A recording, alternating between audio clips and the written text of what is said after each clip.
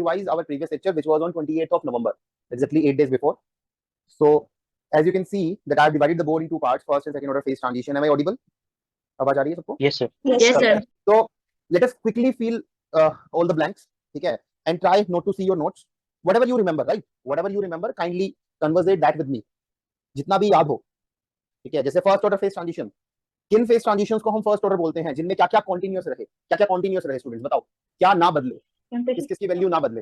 Pressure, temperature, chemical potential energy and Gibbs free energy. Continuous रहने से क्या मतलब है? मतलब यही है कि प्रेशर जितना फेज 1 का होगा, that will be same as pressure of phase 2. Similarly, temperature of phase 1 will be same as temperature of phase 2. Similarly, mu of phase 1 will be same as mu of phase 2. Similarly, Gibbs free energy of phase 1 will be same as Gibbs free energy of phase 2. All these four thermodynamic parameters won't change. Whenever some phase 1 changes to phase 2, these four thermodynamic parameters remains unchanged. Then किस parameter में हमको एक abrupt change देखने को मिलेगा, एकदम से बदलाव देखने को मिलेगा, फाइनाइट डिसकंटिन्यूटी देखने को मिलेगी? तो नाम से देखेंगे, ठीक है? नाम से देखेंगे, नाम से, क्योंकि इस ट्रांजिशन का जो नाम हमने दिया हुआ है that is first order phase transition, इसीलिए फाइनाइट डिसकंटिन्यूटी देखने को मिलेगी in first order derivative of Gibbs free energy. किसमें देखने को मिलेगी? First order derivative of Gibbs free energy. And what are they? क्या क्या होते हैं वो बताओ? First order derivative of Gibbs free energy, कौन कौन से थर्मोडायनामिक पैरामीटर को हम बोलते हैं फर्स्ट ऑर्डर डेरिवेटिव? बताओ बच्चों। Volume and entropy.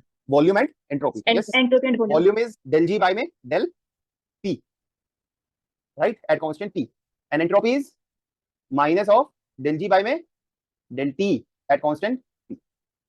Since volume में मुझे एक फाइनाइट डिसकंटिन्यूटी देखने को मिलती है, और क्योंकि internal energy is a function of, internal energy किस पे डिपेंड करता है? किन दो पैरामीटर पे डिपेंड करता है? यू किस का फंक्शन होता है? वॉल्यूम और टेम्परेचर का। और क्योंकि वॉल्यूम में फाइनाइट डिसकंटिन्यूटी देखने को मिलती है, इसी की वजह से इंटरनल एनर्जी भी फाइनाइटली डिसकंटिन्यूअस होगा। क्योंकि एंट्रोपी फाइनाइटली डिसकंटिन्यूअस है, इसी की वजह से एंथैल्पी भी फाइनाइटली डिसकंटिन्यूअस होगा, एंड हेंस सिमिलरली एफ भी आपका फाइनाइट डिसकंटिन्यूअस होगा।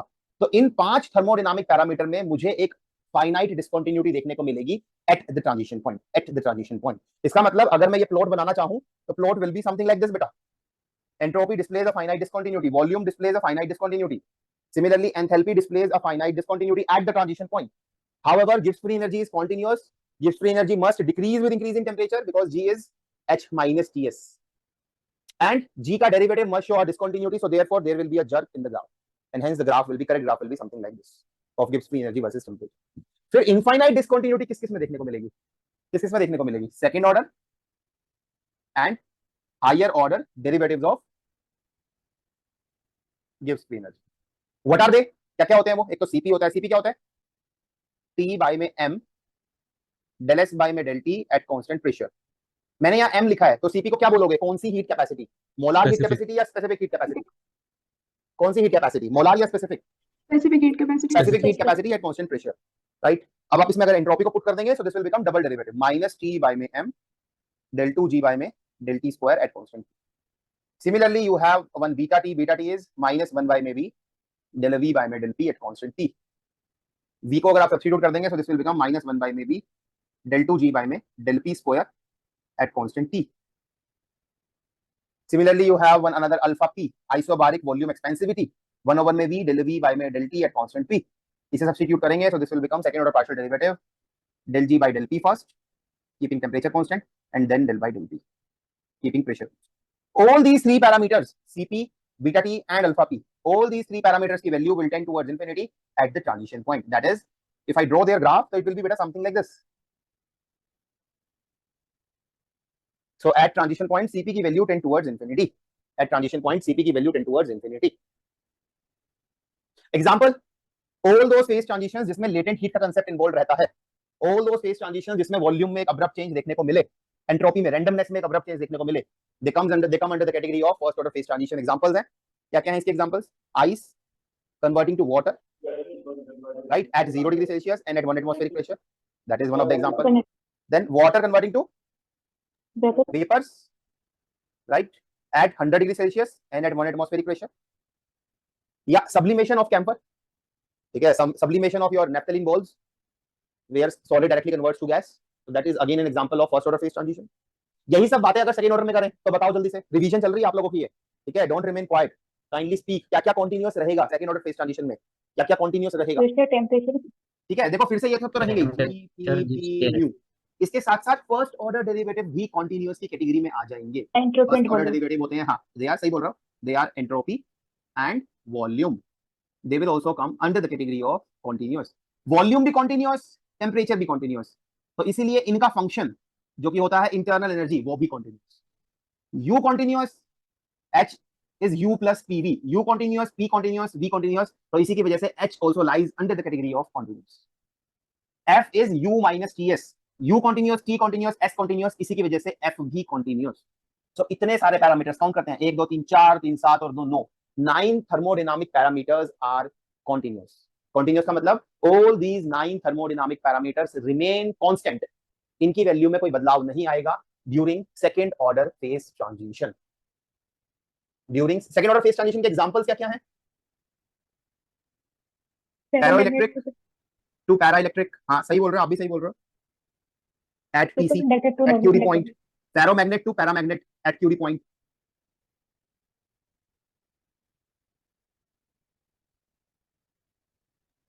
Super conductor to normal conductor, right, super conductor to normal conductor, again at Curie point, then diamond converting to graphite, diamond to graphite, then और भी हैं बहुत सारे, liquid helium 1 to liquid helium 2, पढ़ा भी होगा आप लोगों ने, लैम्डा शेप ट्रांजिशन होता है ये, पढ़ा है लैम्डा शेप ट्रांजिशन, चलो नहीं भी पढ़ा तो नोट कर लो उसको, lambda shape transition. So all these transitions are such transitions in which volume में एक अब्रप्ट चेंज देखने को नहीं मिलेगा, बल्कि किसमें अब्रप्ट चेंज देखने को मिलेगा, किसमें एक फाइनाइट डिस्कंटिन्यूटी देखने को मिलेगी, कौन से ऑर्डर डेरिवेटिव में, कौन से order derivative of Gibbs free energy में एक फाइनाइट डिस्कंटिन्यूटी देखने को मिलेगी, that is second order derivative of Gibbs free energy, and they are Cp, Cp इज T by में m del s by del t at constant p, s को put करोगे बेटा तो यहाँ पे आ जाएगा माइनस T by में m del 2 g by में del t square at constant p, then alpha p is 1 by में v del v by del t at constant p, v को अगर आप सब्स्टिट्यूट करोगे तो this will become del g by del p first and then del y del t, and then beta t is minus 1 by में v del v by में del p at constant t, so this will become minus 1 by में v del 2 g by में del p square at constant t, all these three parameters will display a finite discontinuity at the transition point. फिर infinite discontinuity कौन दिखाएगा, कौन सा order derivative दिखाएगा, third and higher order derivatives of Gibbs free energy, क्या क्या होते हैं वो, कुछ भी लिख लो, कोई सा भी बना लो, del 3 g by में del t cube at constant p, ऐसे ही बहुत सारे कॉम्बिनेशंस बनाए जा सकते हैं, del 3 g by में del p cube at constant p, ठीक है, तो ऐसे बहुत सारे कॉम्बिनेशंस बनाए जा सकते हैं। इसमें लेटेंट हीट का कंसेप्ट इन्वॉल्व नहीं होता, फर्स्ट ऑर्डर फेज ट्रांजिशन में लेटेंट हीट का कंसेप्ट इन्वॉल्व होता है। फर्स्ट ऑर्डर फेज ट्रांजिशन में CV can not be defined, CV can not be defined at the transition point.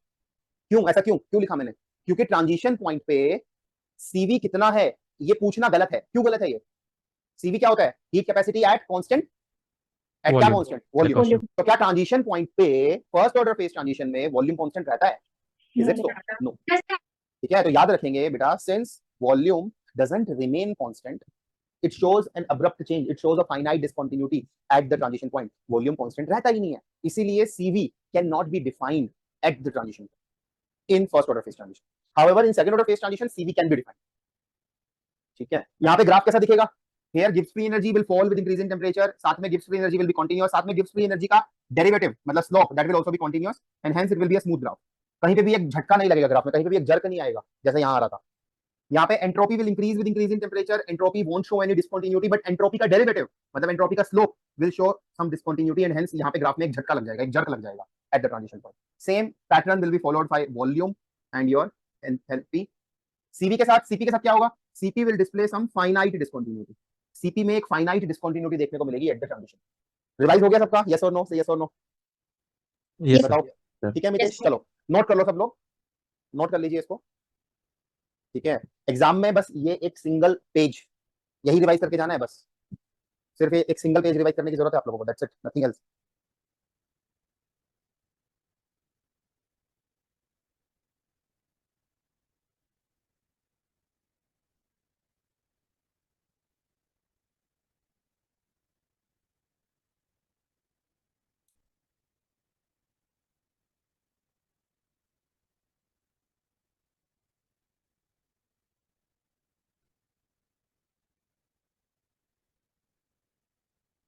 Questions बोले थे मैंने आप लोगों को, क्वेश्चन नंबर 1 से क्वेश्चन नंबर 19, यस और नो दिए थे? Yes sir. ये ट्राई Yes, किया ना sir. आप लोगों ने? सच्ची अच्छी बताना, ट्राई किए? Yes sir. Yes, sir. Yes, sir. Yes, sir. चलो बताओ कितने कितने लगे क्वेश्चंस, अपने ये बताओ कि सर मेरे 5 लग गए, 6 लग गए, नंबर्स बताओ। 19 में से कितने कितने लगे बताओ प्रिया, कितने हुए क्वेश्चंस? 18.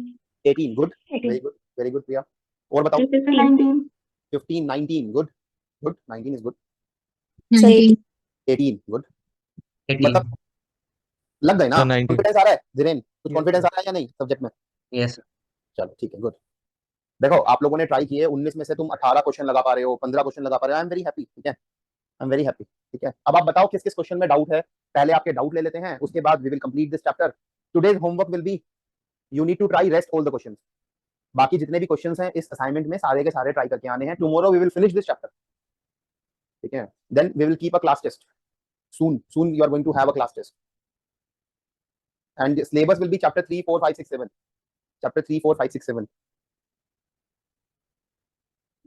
बता देना जब नोट कर लो, जल्दी जल्दी नोट कीजिए आप लोग।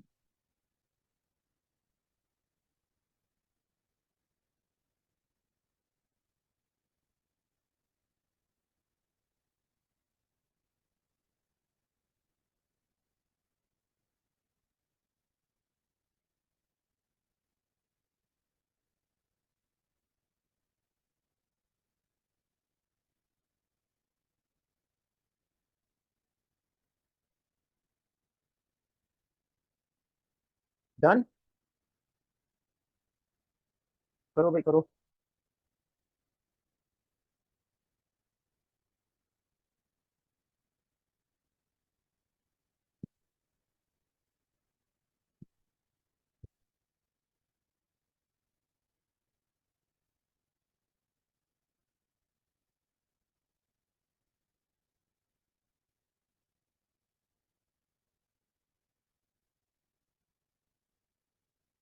कर लिया?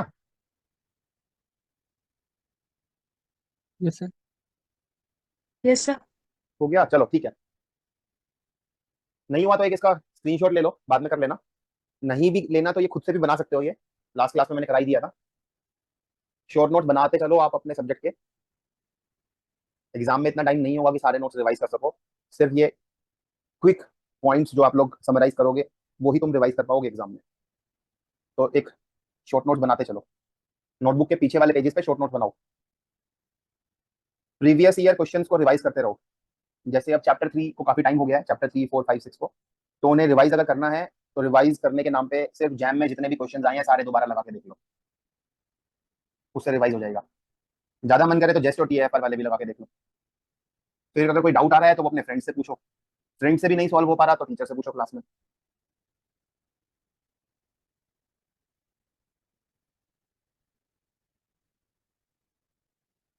बताओ किस क्वेश्चन में डाउट आ रहा है, जल्दी लिखवाओ डाउट्स अपने अपने। 19। हाँ 19 में तो आएगा ही, ठीक है, उसके अलावा बोलो। 19 में तो आएगा ही, और बताओ। Question 4. Fourth, okay, 2. Fourth fourth fourth, और बताओ। That's it? Question number 2. 2, question number 2, चंदा, question number 2, okay, that's it, बस। चले आगे प्रोसीड करें, चलो ठीक है। Question number 2, phase diagram of a pure substance is given in the figure below where T denotes the triple point and C denotes the critical point। देखो बेटा बच्चे जिसने डाउट पूछा है, क्वेश्चन नंबर 2, जो फेज डायग्राम यहाँ given है और जो फेज डायग्राम हमने बनाया था, क्या बेसिक डिफरेंस है जरा बताओगे आप? जो यहाँ पे बनाया हुआ है और जो हमने बनाया था, क्या डिफरेंस है यार? देखो जरा ध्यान से देख के बताओ, जो फेज डायग्राम मैंने आपको नोटबुक में बनवाया था नोट्स में और जो क्वेश्चन में गिवन है, दोनों में क्या डिफरेंस है? वो प्रेशर वर्सेस टेम्परेचर का था, सही और है, ये जो टेम्परेचर नोट्स में हमने वर्सेस बनाया था that was TT indicated diagram, and जो क्वेश्चन में दिया हुआ है दैट इज टीपी। ठीक है, जिसकी हमें आदत है बेटा चंदा, जिसकी हमें आदत है वो ये है, सही है ना बेटा?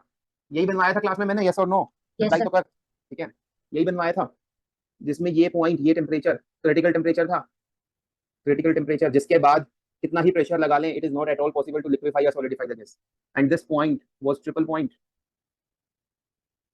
और अपनी ही अगर हम लैंग्वेज लेके चलें, अपने ही सिंबल लेके चलें, तो हमने इसको अल्फा कर्व बोला था, इसको बीटा बोला था, इसको गामा।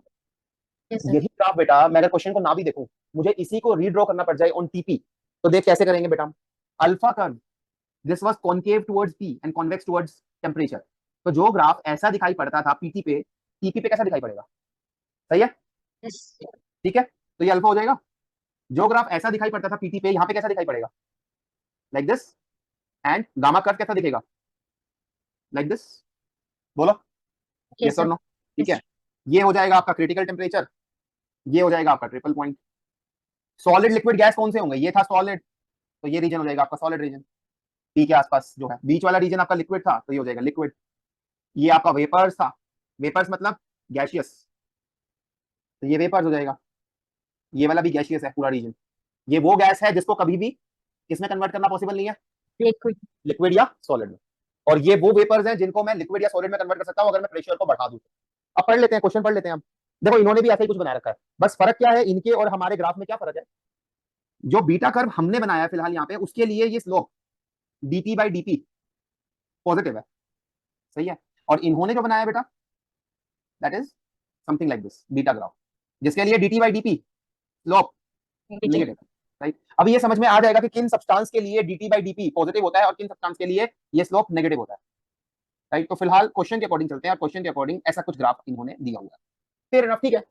सो हमसे पूछा जा रहा है कि अल्फा कर्व, बीटा कर्व और गामा कर्व को हम क्या क्या बोल सकते हैं। तो देखो अल्फा कर्व बताओ बेटा, alpha curve separates which and which region, कौन कौन से रीजन को सेपरेट कर रहा है? Reference solid. हाँ सही है, सॉलिड एंड वेपर्स। तो इसका मतलब alpha curve represents those favourable pressure and temperatures at which my substance would love to coexist in both solid and vapour phase. Solid converting to vapour, इसको कौन सा process बोलते हैं? Sublimation. तो इसीलिए alpha curve will be called as curve of Sublimation. Sublimation, सही है। आगे ट्राई करते हैं beta curve. Beta curve separates which and which region, कौन से दो फेज को सेपरेट कर रहा है? Solid and Solid and liquid. Solid converting to liquid is called as melting. That is why beta curve can be called as curve of melting. या अगर इसका उल्टा अगर हम देखें, liquid converting to solid, that is called as freezing. That is why this can also be called as curve of freezing. ठीक है, ऐसे ही अल्फा कर्व को भी हम कर्व ऑफ डिपोजिशन भी बोल सकते हैं, कर्व ऑफ डिपोजिशन, ठीक है ना। वेपर कन्वर्टिंग टू सॉलिड उसको डिपोजिशन बोलते हैं। ऐसे ही your gamma curve separates liquid and vapours, liquid and gaseous region. Liquid converting to gas, that process is called as vaporization, evaporation. So that is why this is curve of vaporization. या फिर उल्टा भी कह सकते हैं कि gas converting to liquid, so that is condensation, so curve of condensation. कौन सा ऑप्शन करेक्ट है देख लो, अल्फा है सब्लिमेशन, तो आइदर बी या डी, फिर बीटा है आपका मेल्टिंग, तो ऑप्शन चौथा। क्लियर हो गया? जिसने डाउट पूछा था, चंदा बताओ बेटा यस और नो। yes, sir. है ना, चलो कर लो, नोट कर लो। सर क्रिटिकल टेम्परेचर पर जो वेपर है वो लिक्विड में चेंज हो सकता है या नहीं हो सकता? क्रिटिकल टेम्परेचर पे it can not be, reason being कि द स्लोप बिकम्स कितना, डीपी बाई डीटी कितना हो रहा है यहाँ पे 1090, कितना हो रहा है slope dp by dt? Infinite. Infinite, right. तो डीपी बाई डीटी इनफाइनाइट होने का मतलब ही यही है कि only and only a single phase exist and that is vapour. तो at T equal to TC, at critical point या beyond this point, it is not at all possible to liquefy the gas. सिर्फ और सिर्फ एक ही phase exist करेगा and that is gaseous, that's it. Okay sir.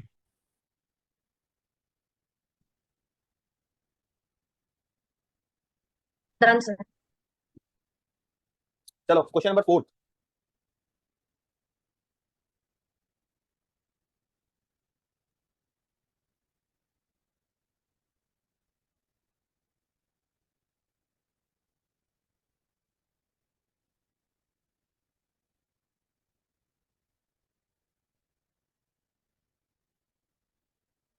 Identify which of the following is first order. देखो option A, liquid to gas at its critical temperature. Critical temperature पे is it possible कि gas can the gas be converted to liquid phase, जैसा अभी धीरेन ने पूछा, is it possible? Critical temperature पे क्या liquid phase exist भी करेगा? No, only and only a single phase will exist, that is gaseous phase. So that is why option A is such an option in which ऐसा कुछ process mentioned है जो कभी होगा ही नहीं। that is why option A is incorrect. option A incorrect क्यों है? option A हालांकि देखा जाए तो liquid converting to gas या gas converting to liquid is कौन सा order phase transition? that is first order, को पता है, that's first order. but then also this is incorrect option. why it is incorrect? because this process won't take place, ये process होगा ही नहीं। Critical temperature पे ये घटना घटित होगी ही नहीं, that is why गलत। Option B, liquid to gas at triple point, ये सही है यार, ये तो फर्स्ट ऑर्डर होगा ही, क्योंकि ट्रिपल पॉइंट पे तीनों फेज एग्जिस्ट करते हैं, मतलब कि ये आपस में एक दूसरे में अदली बदली हो सकते हैं. So liquid converting to gas, gas converting to liquid, that is possible. So this process will take place, and not only this will take place, but this also lies under the category of first order phase transition. So this is first order. Option B is correct. Option C and D. A paramagnet to ferromagnet. कैसा transition है ये?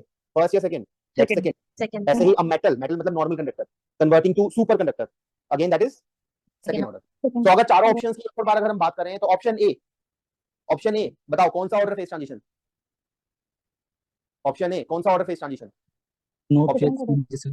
No. This process will not occur. This process will not occur only. That is why ये पूछना ही गलत है कि कौन सा order phase transition. Option B that is first order. Option C and D Second order. Second order. ठीक है ना, क्लियर है सबको? तो fourth is done. Next Sir, question number कोई क्वेश्चन 6. में डाउट हो तो पूछ लो. This Sir, is a question doubt. हां six. Sorry, 6 okay. क्वेश्चन 6. सिर्फ A option quantity of water is completely converted into steam by boiling. तो आपको बताना है कौन सा ऑप्शन करेक्ट है, ठीक है? आप ही बताओ. Sorry, option A is it second order? no sir. ना, this is first order. Option B at the boiling point chemical potential in vapour phase is less than in the liquid phase. Is it correct? No same रहता है. हाँ, तो correct करके बोल के बताओ इसको. Kindly correct the statement. बताओ, आप ही बताओ. सर इसका केमिकल कंपोजिशन तो चेंज ही नहीं हो रहा है. हाँ, तो करेक्ट बोल के बताओ. कैसे बोलोगे? तो करेक्ट करके बोल के बताओ. Eight the boiling point chemical potential in the vapor phase is same as that of the liquid phase. Option C, boiling temperature would increase if boiling were done under increased pressure. इसके bracket में लिख लो बेटा Clausius-Clapeyron equation. मैं समझ गया, इसीलिए आपने एक डाउट पूछा है. ऑप्शन सी की वजह से ही आपने पूछा है. इसके ब्रैकेट में लिख लो Clausius-Clapeyron equation. ऑप्शन सी को तभी आंसर कर पाओगे जब मैं नेक्स्ट टॉपिक करा दूंगा. Option D, entropy of steam is less than that of water. Is it correct? Can entropy, randomness in gaseous phase, can it be lesser than that of water? No No, sir. sir. No, sir. No. You know that, सबको पता है कि when water, m gram water at 100 degree Celsius at 373 Kelvin, मतलब 100 degree Celsius, when it absorbs कितना heat? ml heat, it converts to m gram steam at 100 degree Celsius. So when water converts to steam, यहां से यहां जाने में entropy में कितना बदलाव आया? डेल्टा एस कितना है? कैसे निकालते हैं हम लोग? dq by t. Temperature remains constant, comes out of the integral. dq gives you integral, dq gives you delta q, and delta q for this process is plus ml by t. So entropy of final phase मतलब steam minus entropy of initial phase मतलब water, this is a positive number. So therefore entropy of steam phase, entropy of gaseous phase, that is always greater than entropy of liquid. And this is what you know by your common sense also. जब liquid के molecules किसी container में liquid form में exist कर रहे थे, then they were for sure lying in this beaker. The moment they vaporized and converted to gaseous molecule, now these molecules are lying anywhere inside the kitchen. That is why uncertainty, randomness increases. Randomness increases on boiling. Therefore, and you know that randomness represents entropy. So therefore entropy increases on boiling. And thereby option D is incorrect. Option D को correct करके बोलो. क्या बोलोगे? Entropy of steam is always greater than that of Greater than. water. And कितने amount से greater होती है? ml by t. ml by में ml upon t. ml by में t. ठीक है. So 6 is done. Next doubt बताओ. 19 से पहले कोई डाउट बताओ. 6 के Sir. बाद. सर जो भी क्वेश्चन होते हैं जो एग्जाम्पल वाले होते हैं फर्स्ट एंड सेकंड ऑर्डर के, हाँ. सर उन्हें याद रखना पड़ेगा क्या? नहीं, लाइक देखो मैं बताता हूँ. वो सारे एग्जांपल्स जिन्हें आप जानते हो, जिनके साथ आप मतलब रूबरू से मेरा मतलब है वो सारे एग्जांपल्स जिसमें आपको वॉल्यूम में एक अब्रप्ट चेंज देखने को मिले, जैसे कि ice to water, water to ice, वो इजी वाले, water converting to vapours, vapour converting to water, then solid directly converting to gas. वो सारे ट्रांजिशंस जिसमें एंट्रोपी में, वॉल्यूम में एकदम से बदलाव देखने को मिले, वो सब कौन सी कैटेगरी में होंगे? First order. और बाकी सब किस में होंगे? Second order. ये एक मतलब इजी तरीका है याद करने. ठीक है. अदरवाइज मेजर मैंने आपको लिखवा दिए हैं. आज जो मैंने टेबल बनवाई है उसमें भी लिखवा दिए. सेकंड ऑर्डर में क्या क्या लाई करते हैं? Ferro electric to para electric, ferro magnet to para magnet, super conductor to normal conductor, liquid helium 1 to liquid helium 2, then diamond converting to graphite. ये सब लाई करते हैं. ठीक है. और एक मैंने आपको एक आसान सा एक तरीका भी बता दिया याद करने का कि जो इजी वाले हैं वो फर्स्ट ऑर्डर और जो कुछ अटपटे से लगे हैं वो सेकंड ऑर्डर. ठीक है. और ये ऐसे क्वेश्चन नंबर 4 जैसा क्वेश्चन आ सकता है. जैम में नहीं आएगा, सीयूईटी में आ सकता है. जैम में इतना इजी क्वेश्चन नहीं देंगे, सीयूईटी में दे सकते. ठीक है. Yes, sir. नेक्स्ट बताओ, सेकंड, फोर्थ, सिक्स्थ हो गया, आगे बोलो। सर 11 में Nine, डाइवर्ज जो लिखा है तो उसमें सर मेरा नेगेटिव साइन आ रहा है तो कन्वर्ज ही तो हो रहा है। ऑप्शन बी, किसमें? Question 11 option B. Question 11th में, in first order phase transition at the transition point specific heat of the system, specific heat is second order derivative, so that will diverge to infinity. So either A is correct or B is correct.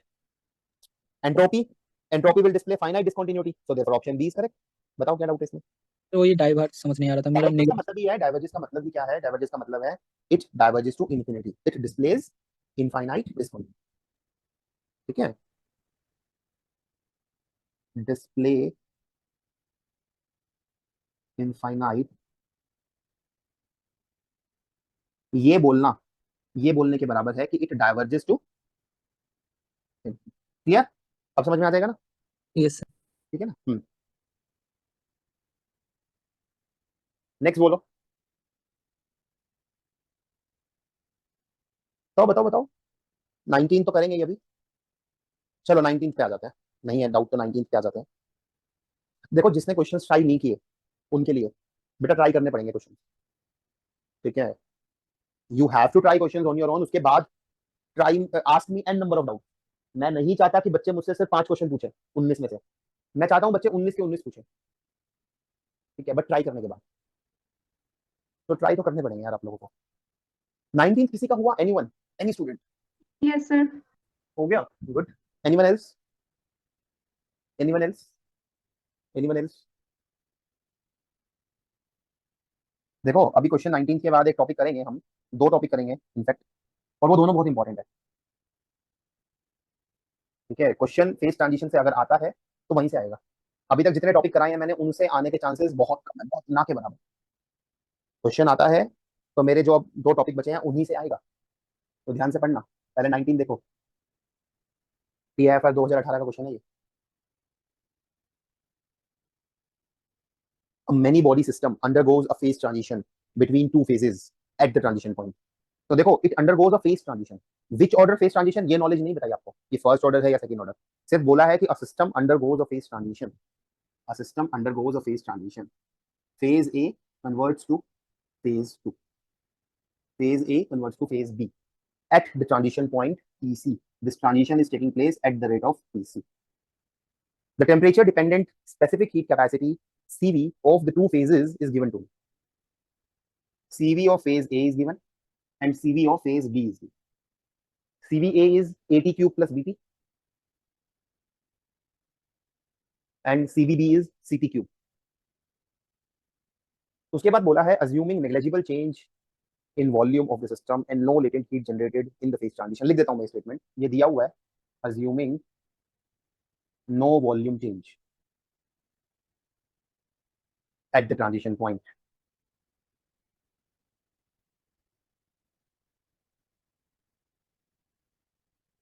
Right? And बोला है and assuming no latent heat, assuming no latent heat is being generated during this phase transition.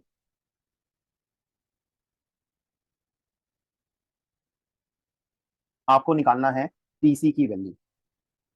एक बार एक trial दो, जो बच्चों ने try नहीं किया, I am giving you a time of a minute और 2 मिनट्स। Right now it's 8:16।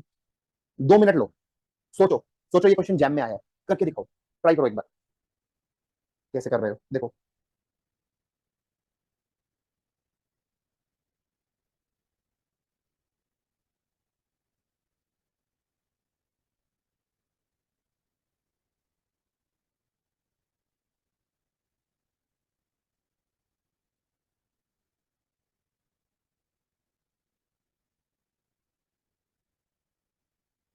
सोचो एक ट्रायल दो, सोचो कि ये जैम में आपका इसी साल क्वेश्चन आया, कैसे करोगे?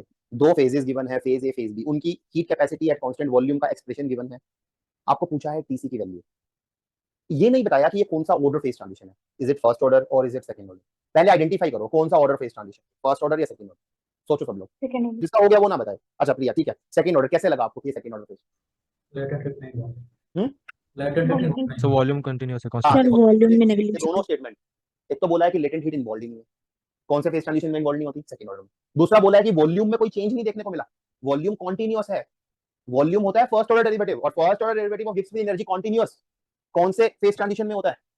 Second order. So Second both order. these 2 points indicates that this phase transition is the given phase transition. The given process is कौन सा order phase transition? हाँ प्रिया, कौन सा order phase transition? Second order. Second order. Very good. अब second order phase transition में कौन कौन से थर्मोडायनामिक पैरामीटर सेम रहते हैं दोनों फेज के, कॉन्टिन्यूअस रहते हैं? कौन कौन से पैरामीटर कॉन्टिन्यूअस रहते हैं?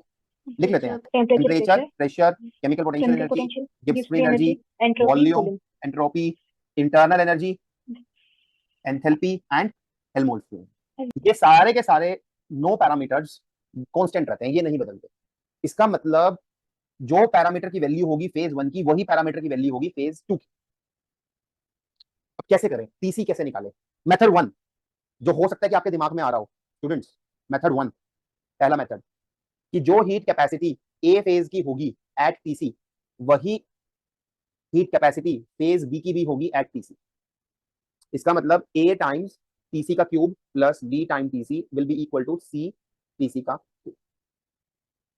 इसका मतलब C minus A times TC का square it is equal to B. तो टीसी का square equal to B by में सी माइनस ए। तो टीसी बराबर square root of B by में C minus A plus minus, since TC can never be negative so I am going to go with B by में। लग रहा है किसी को ऐसा किया किसी ने? इससे यस और नो बताओ। एनीवन? ऑप्शन कौन सा हो गया? Option B. Anyone who agrees with method 1? Anyone जिसको लग रहा हो कि यार हाँ ऐसे किया जा सकता है कि दोनों फेजेस का जो सीवी होगा वो बराबर कर देते हैं टीसी पे और वहां से टीसी निकाल लेते हैं। एक ऑप्शन से मेल भी खा गया, option B is correct. Is it correct? No, sir. If it is correct then how? Why? If it is incorrect तो भी डिफेंड करो श्रेया कि इनकरेक्ट क्यों है। Why method 1 is incorrect? चलो मैं बता देता हूँ this is incorrect. Why it is incorrect? Why? Sir, CV of first phase हाँ Mitesh, CV of first phase need not be equal to CV of second phase. हाँ बिल्कुल। यहाँ पे कॉन्टिन्यूअस क्वांटिटीज में क्या CV मेंशन किया हम लोगों ने बेटा? नहीं किया नहीं। CV is not continuous यार। CV doesn't remain constant during second order phase transition. बल्कि what remain constant is these 9 parameters. Now it is my responsibility कि CV से कौन सा पैरामीटर तुरंत आ जाएगा, ये सोचना कि CV से मैं कौन सा पैरामीटर तुरंत निकाल लूंगा और फिर उसको कौन सा इन पैरामीटर्स में से कौन सा वो एक पैरामीटर है जो मैं CV से तुरंत निकाल सकता हूं और फिर मैं इक्वेट करके दोनों फेजेस का वहां से टीसी निकाल लूंगा। करो चलो ट्राई करो।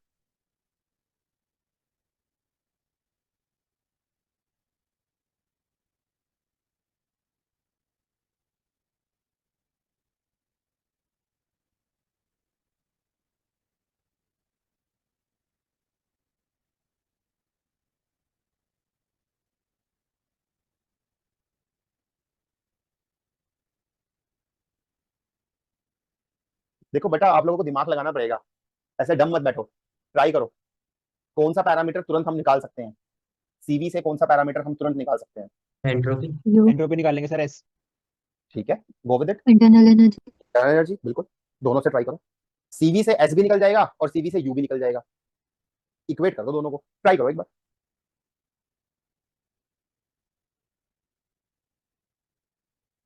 CV से U कैसे निकालोगे? CV और U में रिलेशन क्या होता है? du is equal to NC dt।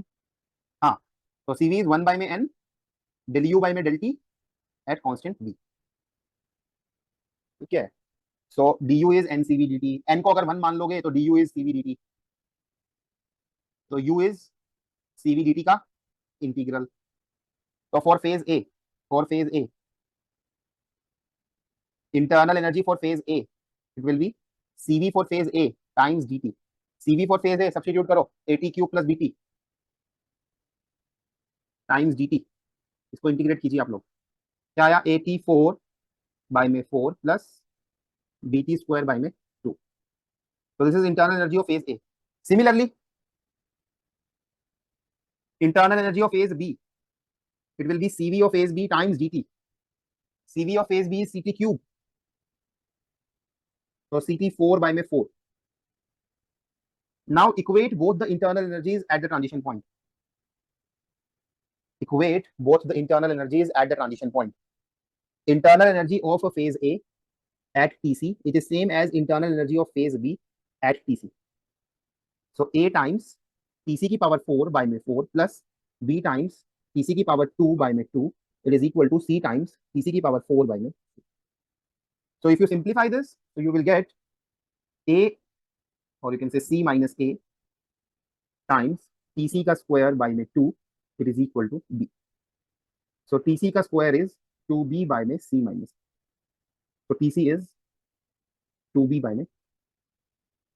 So this is method 2 बेटा. मेथड 2 में हमने क्या किया, एक बार फिर से देखो. मेथड 2 में हमने CV से U निकाला. U इसीलिए निकाला क्योंकि U internal energy remains constant during second order phase transition. दोनों फेजेस का इंटरनल एनर्जी निकाला, दोनों को इक्वेट कर दिया एट द ट्रांजिशन पॉइंट, और वहां से टीसी निकाला मैंने. And it matches with option. It is not matching. ठीक है, it is not matching. So that is why method 2. Method 2 Incorrect. Incorrect. अब क्या निकालोगे सीवी से, और क्या निकालोगे, क्या बोल रहे थे आप लोग? Entropy. करो ट्राई करो. इसीलिए मैं हमेशा बार बार इसी की चीज पे एम्फेसिस देता हूं कि जब तक तुम लोग खुद होमवर्क ट्राई नहीं करोगे, you won't get the actual crux. मैं चाहता तो ये question within 5 minutes finish करा सकता था by just doing method 3, but correct path दिखाने से ज्यादा इंपॉर्टेंट होता है इनकरेक्ट रास्ता दिखाना, so that students start realizing that कि वेयर दे वेंट रॉन्ग, क्या क्या गलती वो एग्जाम में कर सकते हैं, क्या क्या चीजें एग्जाम में अवॉइड करनी है. सीवी और एंट्रोपी में क्या रिलेशन होता है? सीवी और एंट्रोपी में क्या रिलेशन होता है? सीवी इज टी बाय में एन del s by में del t. If n is 1, let's say number of moles are 1, so relation is this beta. So entropy से अगर CV से entropy निकालना पड़ जाए तो it is CV dt by में t का integral. Entropy is CV dt by में t का integral. So use this for phase A. So for phase A, entropy for phase A, it is CV for phase A dt by में t. CV for phase A, AT cube plus BT by में t. क्या मिला? AT square plus B, उसको integrate किया तो क्या आएगा? AT cube by में 3 प्लस में BT. तो this is entropy for phase A. Similarly कौन स्टूडेंट बता रहा है मुझे entropy for phase B? CT cube by 3. CT cube by में T dt, CT स्क्वायर बचेगा, CT स्क्वायर को इंटीग्रेट करा तो क्या मिला मेरे को? बिल्कुल सही कह रहे हो, क्या मिला? CT क्यूब बाय में 3. Very good. So during second order phase transition, entropies of the two phases are equal at the transition point. So therefore, entropy of phase A बराबर entropy of phase B. So therefore, A TC cube plus B TC equal to C TC cube by में. If you are going to rearrange this equation, you are going to get CB by में क्या मिलेगा? 3B by में C minus A square. कौन से option से match कर रहा है ये? C. Option C. But now the point is, method 1 तो इनकरेक्ट था, ये तो समझ में आता है कि during second order phase transition आप अपनी मर्जी से सीवीज को इक्वेट नहीं कर सकते. But during second order phase transition internal energies can be equated क्योंकि internal energy remain constant. Then why method 2 and method 3, although both the methods are correct, then why they both didn't resulted in the same answer? Sir एस तो general form में लिया हो, but you को तो ideal के लिए use किया हो. किसने बोला कि यू आइडियल के लिए यूज किया? सही बोल रहे हो, थोड़ा सा और बोलो उसको. बिल्कुल सही बोल रहे हो, ठीक है. यू हैव अ पॉइंट, उसको थोड़ा सा और एग्जैगरेट करो. मेथड 2 में while determining internal energy का expression, we have skipped something. Unknowingly we have skipped something. Here we are not worried about the volume dependence of internal energy. We just concentrated on the temperature dependence, and that is why method 2 went wrong. Method 2 cannot be used here. Why? Because we do not have any knowledge about the volume. Only we know that there is no change in volume. Volume remains unchanged. But how my internal energy depends on volume, that is still unknown to me. That is why method 2 is more general method, and that is why it is resulting in correct answer. ठीक है. 19th question अच्छा question था. This question I am expecting कि कभी ना कभी jam वाले same question उठा के देंगे. जैम वाले टीआईएफआर और जेस के क्वेश्चन को रिपीट करते हैं, ऐसा पास्ट में हुआ है, स्टैटिस्टिकल में भी हुआ है और थर्मोडायनामिक्स में भी हुआ है. ये एक फॉर श्योर एक ऐसा क्वेश्चन है जो जैम में रिपीट होगा. किस साल होगा आई डोंट नो, कभी ना कभी होगा. चले, कर लिया नोट? तीनों मेथड कर लिए नोट सबने? Yes, sir. ठीक है, चलो. So now I'm left with 60 minutes. So what we will do is we will finish this chapter theoretically, मतलब जो दो टॉपिक्स मुझे कराने हैं वो फिनिश कर लेते हैं. उसके बाद we will try a few questions, ठीक है, from MSQ and NET. Homework तो आपका है ही कि पूरा चैप्टर तुम लोग करके आओगे. Tomorrow I am having a 90 minutes lecture with you, 1.5 hours. I will take your doubts as well as we will start with chapter 1, kinetic theory of gases. Sir हम लोग मेथड सेकंड को इसलिए भी गलत बोल सकते हैं ना, क्योंकि इसमें ट्रांजिशन हो रहा है तो कोई जरूरी थोड़ी है कि वो गैसेस में ही हो सकता है किसी और स्टेट में हो जाए. So what? फॉर्मूला तो यही रहेगा. तो फर्स्ट लॉ ऑफ थर्मोडायनेमिक्स तो गैसेस पे लगती है ना. फर्स्ट लॉ तो मैंने कहीं लगाया ही नहीं इसमें. सर सीवी में वो डेल क्यू होता है ना, और फर्स्ट लॉ ऑफ थर्मोडायनेमिक्स से डेल यू होता है. देखो the point is U internal energy is in general a function of both V and T. यहाँ पे we have considered only temperature, हमने वॉल्यूम के बारे में वरी ही नहीं किया. That is why this method is not resulting in the correct answer. ठीक है, that is why. Okay sir. दूसरा आंसर ये भी हो सकता है कि एग्जामिनर ने मेथड 3 को सोचते हुए क्वेश्चन बनाया एंड दैट इज व्हाई जो उसका ऑप्शन है वो वही रिफ्लेक्ट कर रहा है. अदरवाइज मेथड 2 में भी कोई ज्यादा गलती नहीं है. I can challenge AIFR people and I can force them to change the answer. ठीक है, मेथड 2 का जो आंसर आ रहा है वो भी उन्हें करेक्ट मानना पड़ेगा उन्हें correct. Both method 2 and method 3 are correct. But ठीक है, that is fine. Method 3 is more you can say more general method. That is why I remember कि इन द ईयर 2018 मैंने इसे चैलेंज नहीं किया था, ऑल्दो आई न्यू कि दो आंसर पॉसिबल है यहाँ पे, 2b ओवर में c minus a square root के अंदर और 3b ओवर में c minus a, both are correct. But since उन्होंने 2b over c minus a दिखाया ही नहीं तो इसलिए फिर चैलेंज बनता ही नहीं. इस क्वेश्चन को चैलेंज कर सकते थे अगर ऐसा कोई ऑप्शन रहता 2b ओवर में c minus a square root. Examiner को वो करेक्ट मानना पड़ता. चलिए तो नेक्स्ट टॉपिक. सर इसमें इंटीग्रल में जो लिमिट है वो फाइनाइट नहीं थी, मतलब इंडेफिनिट. हाँ, ये सारी बातें भी है कि हमने कांस्टेंट नहीं लिया. ठीक है, तो एट सर दोनों इंटीग्रल टेंडिंग में टू जीरो. ठीक है, सही बोल रहा है, at T tending to zero kelvin. अगर हम Yes. एंट्रोपी को जीरो मान ले तो वो कांस्टेंट जीरो हो जाएगा जो फाइनाइट इंटीग्रल में आता है. ठीक है, बट इंटरनल एनर्जी वाला कांस्टेंट जीरो नहीं जाएगा एंड दैट इज व्हाई इस तर्क पे भी हम मेथड 2 को थोड़ा सा इनकरेक्ट बोल सकते हैं in comparison to method. You have a Yes. Point. ठीक है, बिल्कुल. ठीक है, चलो. सर हाँ बोलो. सर ये जो अभी आप बोल रहे थे कि डीयू में हमने वॉल्यूम की डिपेंडेंस है उसको कंसीडर नहीं किया है. तो सर मतलब अगर हम उसको कंसीडर करते भी और अगर जैसे फॉर एग्जांपल कि वाटर गैस के लिए वो जो डी वाली डिपेंडेंस है वो an square by v square into D आती है, लेकिन मतलब स्पेसिफिक सीवी को डिफाइन करते टाइम तो हमने यही बोल दिया ना कि वॉल्यूम कांस्टेंट है तो डीवी तो फिर भी जीरो हो जाएगा. हाँ, du में जो dv वाला टर्म होगा दैट विल बी जीरो. ठीक है, but when you will integrate it तो वॉल्यूम डिपेंडेंस आएगा या नहीं आएगा. dv will be zero but what about its direct dependence on volume. कुछ ना कुछ इंटीग्रेट आउट करके तो आएगा ना, या नहीं. अच्छा, आप ये कह रहे हैं कि सर नहीं, you are getting it wrong. Whenever you are integrating it and evaluating internal energy, you are evaluating for a phase, for a particular phase. किसी एक फेज के लिए निकाल रहे हो आप u का एक्सप्रेशन, ना कि ड्यूरिंग अ फेज ट्रांजिशन. आप इसको इंटीग्रेट करते वक्त ये नहीं कर रहे कि dv zero during a phase transition. नहीं भैया नहीं. जब आप u निकाल रहे हो, u किसका निकाल रहे हो आप? किसी एक फेज का निकाल रहे हो ना. यस आप डेल्टा u निकाल रहे हो फॉर अ प्रोसेस, ऐसे तो नहीं कर रहे ना. क्या कर रहे हो आप? u निकाल रहे हो for a phase, for a system. तो dv जीरो कैसे हुआ बताओ? नहीं सर नहीं होगा. Yes sir. नहीं हुआ ना. dv जीरो तो किसी एक प्रोसेस में हुआ ना. बात समझे आप? Yes sir. ठीक है. ओ सर हाँ. सर मुझे भी ना ये थॉट आया था कि dt जो है वो भी कंटिन्यूअस है तो ये जीरो नहीं हुआ, तो इसका आंसर भी यही होगा कि वो एक फेज के लिए है फिर. हाँ बिल्कुल. ओके. ठीक है. Okay, so next topic is Clausius Clapeyron equation. लिख लो, this topic is very important, very important.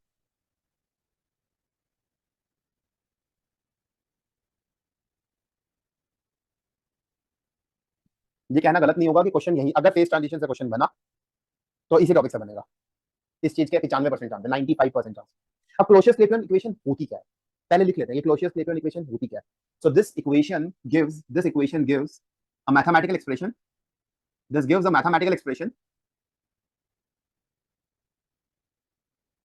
which tells us ki how dt, how temperature, how transition temperature, how boiling point, melting point, sublimation point, how these points, how these transition temperatures are going to change in response to change in transition pressure. ठीक है, क्या है ये एक ऐसी mathematical expression है जिसकी help से मैं ये निकाल सकता हूं कि ट्रांजिशन टेम्परेचर में कितना बदलाव आएगा अगर मैं ट्रांजिशन प्रेशर में कुछ बदलाव कर दूं तो. पहले लिख लो फिर समझते हैं इसको सरल भाषा में. This is an expression using which we can evaluate change in transition temperature.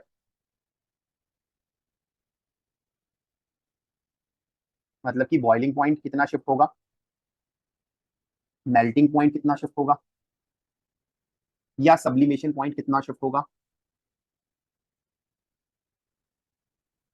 In response to change in transition pressure, in response to change in transition pressure.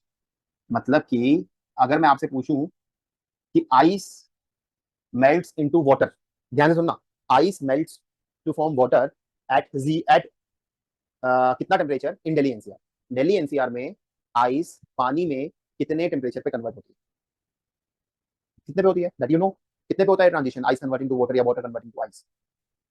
0 degree Celsius. 0 degree Celsius. But ये answer करते वक्त साथ में एक चीज और इसके साथ जुड़ी हुई है कि कहां पे पूछ रहे हैं आप, किस रीजन में पूछ रहे हैं। तो Delhi NCR is at sea level, sea के लेवल पे है ये, ना सी के लेवल से ऊपर ना सी के लेवल अंदर। तो सी लेवल पे कितना प्रेशर होता है, सराउंडिंग पे कितना प्रेशर होता है? इट इज 1 ATM, 1 मतलब कितना Newton per metre square? 10⁵. 1.01 into में 10 की पावर 5, 1 लाख, 1 लाख, 1 into में 10 की power 5 newton per metre square. Now my question is कि अगर ये प्रेशर मैं डिक्रीज कर दूं, अगर मैं हिमालयाज पे चला जाऊं तो प्रेशर कितना होगा, एटमॉस्फेरिक प्रेशर कितना होगा, सराउंडिंग प्रेशर कितना होगा? 1 ATM से ज्यादा, 1 ATM के बराबर या 1 ATM से कम? कितना लग रहा होगा वहां प्रेशर, कितना लगता है? लेह लद्दाख चले जाते हो, मनाली चले जाते हो, वहां कितना प्रेशर लग रहा होता है सराउंडिंग में, कम या ज्यादा? कम। तो on decrease of that pressure, अगर मैं प्रेशर के साथ कुछ छेड़छाड़ करूं, अगर मैं प्रेशर को घटाऊं या बढ़ाऊं, तो ऐसा करने पे जो आइस 0 डिग्री सेल्सियस पे मेल्ट हो रही थी दिल्ली एनसीआर में, अब वो आइस हिमाचल प्रदेश में, मनाली में, मसूरी में, उत्तराखंड में, लेह लद्दाख में कितने टेम्परेचर पे मेल्ट होगी to form water? Will it be 0? Will it be greater than 0? Will it be lesser than 0? What will be the new melting point? This is the question, Greater than 0. and who is going to answer it? Which equation will help us in answering such question? Which equation, students? That is Clausius-Clapeyron. तो Clausius-Clapeyron equation क्या है, एक बार फिर से समझो। आपने एक बर्तन लिया, बर्तन में पानी डाला, अगर मुझे उसे भाप में कन्वर्ट करना है तो मुझे कितने टेम्परेचर पे ले जाना होगा पानी को, बताओ? What is answer? 100 degree Celsius. ठीक है, so Priya that is incorrect answer, that is incomplete answer, वो अधूरा आंसर है। 100 degree Celsius if you are heating it at Delhi NCR where pressure is 1 atmosphere. But if I am carrying out the same process at heights where pressure is lesser than 1 atmospheric, at heights where pressure is less than 1 atmospheric, water need not boil at 100 degree Celsius, rather it will boil at कितने पे पानी उबल जाएगा? 100 से पहले ही उबल जाएगा या 100 के बाद उबलेगा या 100 पे ही उबलेगा? कितने टेम्परेचर पे वो भाप में कन्वर्ट हो जाएगा? It will boil at a temperature lesser than 100 degree Celsius. That is why चावल को गलाना, आलू को उबालना, आलू को गलाना at heights, is it easier or difficult? Easier. It is difficult. ठीक है, it is difficult. Why it is difficult? क्योंकि चावल जिस पानी में डिप कर रखे हैं वो पानी पहले ही 100 आने से पहले ही 80 डिग्री सेल्सियस पे ही भाप बन के उड़ गया। तो चावल या पोटैटो या आलू गर्म पानी में कम देर तक डिप रहे, पहले ही पानी भाप बन के उड़ गया, जिसकी वजह से चावल का दाना अच्छे से गल नहीं पाता, एफिशिएंट कुकिंग नहीं होगा, right? That is why you require, क्या रिक्वायरमेंट रहती है? अ कुकर। या फिर आपने देखा होगा, गए हो आप लोग घूमने जाते हो कभी, आपने देखा है उत्तराखंड में वहां पे जब भी कुकिंग कर रहे होते हैं वो लोग, तो एक बर्तन के ऊपर उन्होंने ईंट रखी होती है, ब्रिक्स रखी होती है, देखा किसी ने? प्लेट के ऊपर उन्होंने ब्रिक्स रखी होती है, तो वो इसलिए रखी होती हैं so that they can increase the pressure. But now my point is, ये सारे क्वेश्चंस के आंसर कि अगर मैं प्रेशर को बढ़ा दूं या प्रेशर को घटा दूं, ऐसा करने पे बॉइलिंग पॉइंट जो 100 डिग्री सेल्सियस होता था दिल्ली एनसीआर में, 100 पे पानी उबल जाता था, अब वो कितने पे उबलेगा? आइस वाटर में मेल्ट हो जाती थी दिल्ली एनसीआर में 0 डिग्री सेल्सियस पे, अब कितने पे पिघलेगी? सब्लिमेशन हो जाता था x डिग्री सेल्सियस पे, अब कितने डिग्री सेल्सियस पे सब्लिमेशन होगा? ये सारे क्वेश्चंस का आंसर कौन सी इक्वेशन से मिलेगा? विच इक्वेशन? Clausius-Clapeyron। तो Clausius-Clapeyron इक्वेशन क्या है? अभी तक क्या समझ में आया? सिर्फ इतना समझ में आया कि सर कोई एक ऐसी इक्वेशन बताने जा रहे हैं which will help us in answering such type of questions where we can tell कि प्रेशर के साथ छेड़छाड़ करने पे ट्रांजिशन टेम्परेचर में कितना बदलाव आएगा। We can answer such questions using an equation called as Clausius-Clapeyron equation। चलो एक बार फिर से देखो, दोबारा से देखते हैं, फेज डायग्राम बनाते हैं। फेज डायग्राम तो सबको याद होगा, phase diagram is a diagram between which and which thermodynamic parameter? कौन-कौन से parameter? Pressure and temperature. Phase diagram is a diagram which separates कौन-कौन सा region? Solid, liquid and gaseous region. Phase diagram is a diagram where we have some phase boundaries, कितनी phase boundaries होती है इसमें? 3 phase boundaries. Alpha separating which region, बताओ यार, मजा नहीं आ रहा। It is separating solid and vapour. Yes. Alpha represents curve of sublimation, then beta curve represents curve of melting because this is separating solid and liquid, and then third curve gamma curve separates liquid and gaseous region. This is gaseous region, this is gaseous region, so gamma curve separates liquid and gaseous region, that is why gamma curve represents curve of vaporization. अभी देखो क्लोसियस-क्लैपियन equation क्या है basically, देखो ध्यान से देखो कि ice, solid मतलब ice converting to liquid, liquid मतलब water, beta curve represents curve of melting. Let's say कि दिस इज 1 एटमॉस्फेरिक प्रेशर, मान लेते हैं ये 1 एटमॉस्फेरिक है। 1 एटमॉस्फेरिक का मतलब 1.01 इनटू मिनट, पहले समझ लो फिर बाद में लिख लेना, 10 की पावर 5 पास्कल। सो इतने प्रेशर पे मेल्टिंग कितने टेम्परेचर पे होती है, कितने टेम्परेचर पे मेल्टिंग होती है, ये कितना टेम्परेचर होगा, कितना होगा ये temperature where solid is converting to liquid, कितना होगा ये? 0 डिग्री सेल्सियस। 0 डिग्री सेल्सियस मतलब कितना केल्विन? 273 ज्यादा करेक्टली लिखो तो 273.15 केल्विन। मेरा क्वेश्चन क्या है, मेरा क्वेश्चन है कि अगर मैं दिल्ली एनसीआर में प्रेशर इतना चलता है, दिल्ली एनसीआर में प्रेशर इज 1 एटमॉस्फेरिक प्रेशर, अगर मैं ये transition solid converting to liquid Delhi NCR में ना देख करके लेट्स से मैं हिमालयाज पे देखना चाहूं जहां पे प्रेशर इज लेसर देन, अगर मैं प्रेशर को घटा दूं तो मेल्टिंग पॉइंट पे क्या असर पड़ेगा? पहले तो ये बताओ क्या मेल्टिंग पॉइंट अब सेम रहेगा क्या, ये बता दो बस, इस ग्राफ को देख के ही बता दो। नहीं ना, हिल गया ना पॉइंट, पहले पॉइंट ये था, अब पॉइंट क्या हो गया ये। जैसे ही मैंने प्रेशर के साथ छेड़छाड़ करी, जैसे ही मैंने पी में कोई एक डीपी अमाउंट से चेंज किया, टेम्परेचर में भी बदलाव आया या नहीं? यस और नो स्टूडेंट्स, आया या नहीं? टेम्परेचर में भी कुछ डीपी अमाउंट का चेंज आया ना। Clausius Clapeyron equation is such an equation जहां पे डीपी मुझे पता होता है, this is known to me, और निकालना होता है क्या? तो Clausius Clapeyron equation helps me, Clausius Clapeyron equation helps me in this exercise. It is an equation which helps me in solving such type of mathematical questions. अब dp पता है, dt निकालना है, इसको आंसर करने के लिए अपने को किसकी मदद लगेगी? dp पता है, dt निकालना है, किसकी मदद लगेगी? इस पॉइंट पे अगर मैं क्या निकाल लूं उससे ये पता लग जाएगा, क्या निकाल लूं? Slope. That is why slope of these 3 phase boundaries is determined by, लिख लो, slope of phase boundaries, slope of these 3 phase boundaries,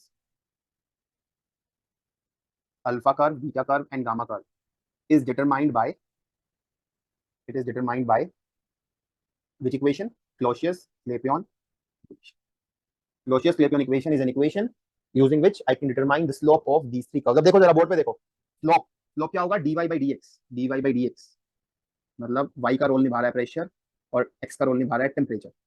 it will be equal to mass into में latent heat। लेटेंट हीट कौन सी ले, ये कौन सा process है? Beta curve कौन से प्रोसेस को दिखा रहा है? सॉलिड कन्वर्टिंग टू लिक्विड, मतलब मेल्टिंग। तो लेटेंट हीट कौन सी लोगे? Latent heat of melting divided by में T इनटू में volume of liquid phase minus volume of solid. T क्या है? Where T is the transition temperature which is known to me. एक transition temperature मुझे पता है, ओरिजिनल ट्रांजिशन टेम्परेचर मुझे पता है कि दिल्ली एनसीआर में ट्रांजिशन कितने टेम्परेचर पे हो रहा है, मेल्टिंग कितने पे हो रही है, मुझे पता है कितने पे होती है, कितने पे होती है?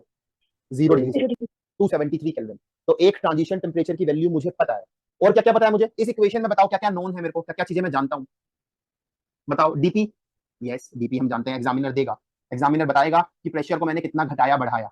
मास, यस गिवन रहेगा। लेटेंट हीट ऑफ मेल्टिंग जानते हो या नहीं? इसकी वैल्यू मैंने तुम्हें याद भी करा रखी है, कितनी होती है latent heat of melting? 1 gram ice को पिघलाने के लिए कितना कैलोरी हीट लगेगा?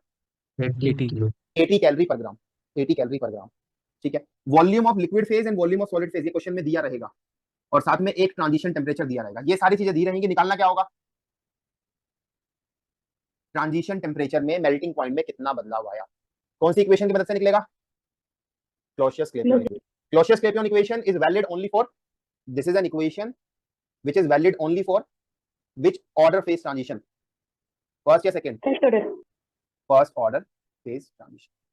अच्छा एक बार ट्राई करते हैं, बाद में लिखना आप लोग, पहले ट्राई करते हैं। गामा कर्व के लिए स्लोप बताना है, गामा कर्व के लिए किसी पॉइंट पे स्लोप बताना है, मतलब डीपी बाई डी बताना है मुझे आपको। तो डीपी बाई डी कैसे लिखें बताओ? Dp by D equal to mass into में कौन सी लेटेंट हीट बताओ? लिक्विड कन्वर्टिंग टू गैस, कौन सा प्रोसेस है? Liquid converting to gas, Vaporization. तो latent heat of latent heat of divided by में T इनटू में volume of which phase minus volume of which phase. Try करो यार, easy है यार, come on man. Volume of vapour Gas phase vapors. Minus volume of gamma curve, alpha curve try करो। Alpha curve पे किसी point पे अगर slope निकालना है, मतलब dp by dt अगर निकालना है तो किसके बराबर होगा? ट्राई करो। मास इनटू में latent heat of, mass into में latent heat of sublimation divided by में P इनटू में volume of what minus volume of what. Vapour minus solid. Vapour minus. Note करो एक बार, नोट करो इसको।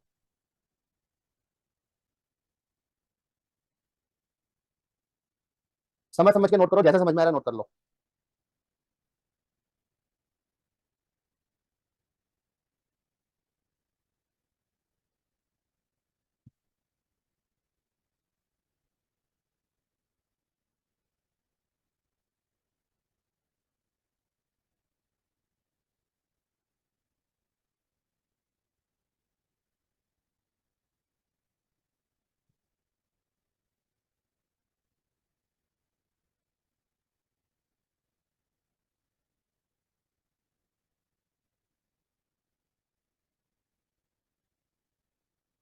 देखो ध्यान से समझ लेना इस टॉपिक को, क्वेश्चंस आते हैं यहाँ से। नेक्स्ट 30 मिनट्स बहुत इंपॉर्टेंट है। कोशिश करो ये टॉपिक तुम्हें रट जाए अभी क्लास में ही, और इसके बाद तुरंत क्वेश्चन सॉल्व करने बैठ जाना क्लास के बाद। 1 घंटे में सारे क्वेश्चन हो जाएंगे।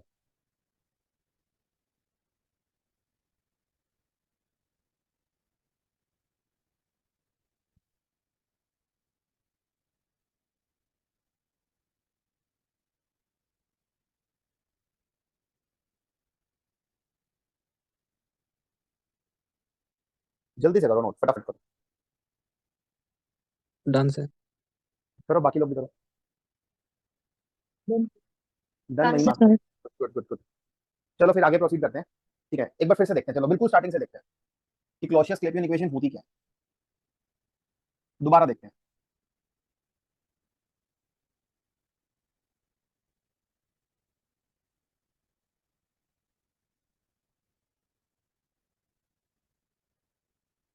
देखो यहाँ देखो, stop writing C on the board, बाद में लिख लेना।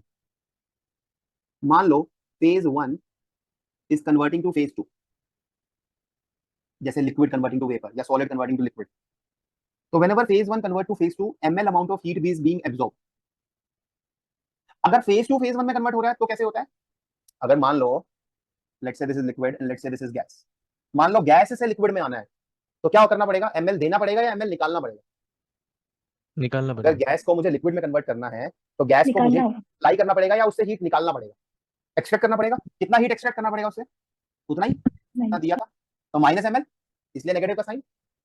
ओके, देखो जरा क्लॉसियस-क्लैपियन इक्वेशन क्या होती है। क्लॉसियस-क्लैपियन इक्वेशन, लेट्स से कि जो ये प्रोसेस है this is occurring at pressure P0 and temperature T0। मान लो ये प्रोसेस इतने प्रेशर और टेम्परेचर पे हो रहा है। क्लॉसियस-क्लैपियन इक्वेशन की मदद से मैं ऐसे क्वेश्चंस को आंसर कर सकता हूं कि अगर मैं P0 को चेंज कर दूं और P0 प्लस dP बना दूं, अगर मैं प्रेशर को dP अमाउंट से बढ़ा दूं, तो ट्रांजिशन प्रेशर जो पहले, ट्रांजिशन टेम्परेचर जो पहले T0 था, अब कितना हो जाएगा? What will be final transition temperature? To answer such question I am going to take help of which equation? Clausius Clapeyron equation. And what is Clausius Clapeyron equation? Anyone जो बिना देखे बोलेगा? dP change in transition pressure divided by में change in transition temperature, it is equal to ml divided by में the temperature which I already know, transition temperature which I already know, times which minus which, कौन से volume में से कौन सा volume घटाऊं, कौन से वॉल्यूम में से कौन सा वॉल्यूम, फाइनल माइनस इनिशियल। है ना? Final minus initial. तो फाइनल कौन सा है यहाँ पे? 2 या 1? कौन सा फेज? 2 या 1? Phase 2 minus phase 1, right? But मान लीजिए फॉरवर्ड प्रोसेस की बात ना करें, हम कर रहे हैं बैकवर्ड प्रोसेस की, क्योंकि ये भी तो हो सकता है फेज 2 कन्वर्टिंग टू फेज 1।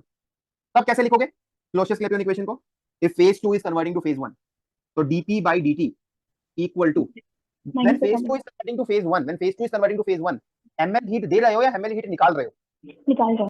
तो क्या लिखोगे ऊपर? न्यूमरेटर में क्या आएगा? प्लस ml या माइनस ml, डिवाइडेड बाय में temperature which you already know, into में volume what minus volume what, किस वॉल्यूम में से कौन सा वॉल्यूम घटाऊं? Again final minus initial, which is final now? For backward process phase 1 1 minus volume of phase. क्या ये दोनों सेम है या नहीं, जल्दी बताओ। सेम है सर। Yes sir same. ये देखो बेटा, दोबारा देखो, इसको आप यहाँ से भी समझ सकते थे। जो फेज डायग्राम आप बना रहे हैं ऐसा कुछ है। अगर किसी एक पॉइंट पे मैं आपसे स्लोप पूछूं, तो इस पॉइंट पे स्लोप तो वही रहेगा ना, चाहे solid is converting to liquid या liquid is converting to solid, क्या स्लोप बदल जाएगा? Is it so? किसी एक पॉइंट पे स्लोप बदल जाएगा कि अगर प्रोसेस सॉलिड टू लिक्विड हो रहा है या लिक्विड टू सॉलिड, ऐसा है? या स्लोप वही रहेगा? Slope will remain the same. That is why चाहे आप volume liquid minus volume solid लिख लो या वॉल्यूम सॉलिड माइनस लिक्विड लिख लो, it will be the same. Why it will be the same? क्योंकि यहाँ का negative will be reflected numerator में भी, and that is why overall the sign remains the same. And hence जो students को doubt रहता है, वो डाउट मेरे स्टूडेंट्स को नहीं रहना चाहिए कि सर किस वॉल्यूम में से क्या घटाएं।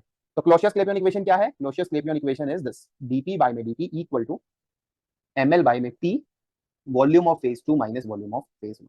हर एक पैरामीटर को समझा भी देता हूं मैं यहाँ पे। dt क्या है बताओ, आप लोग बताओ dt क्या है। मैं लिखता जाऊंगा, आप बताओ dt है क्या? Change in transition temperature. Change in transition point, सही है। This is infinitesimal change in transition point.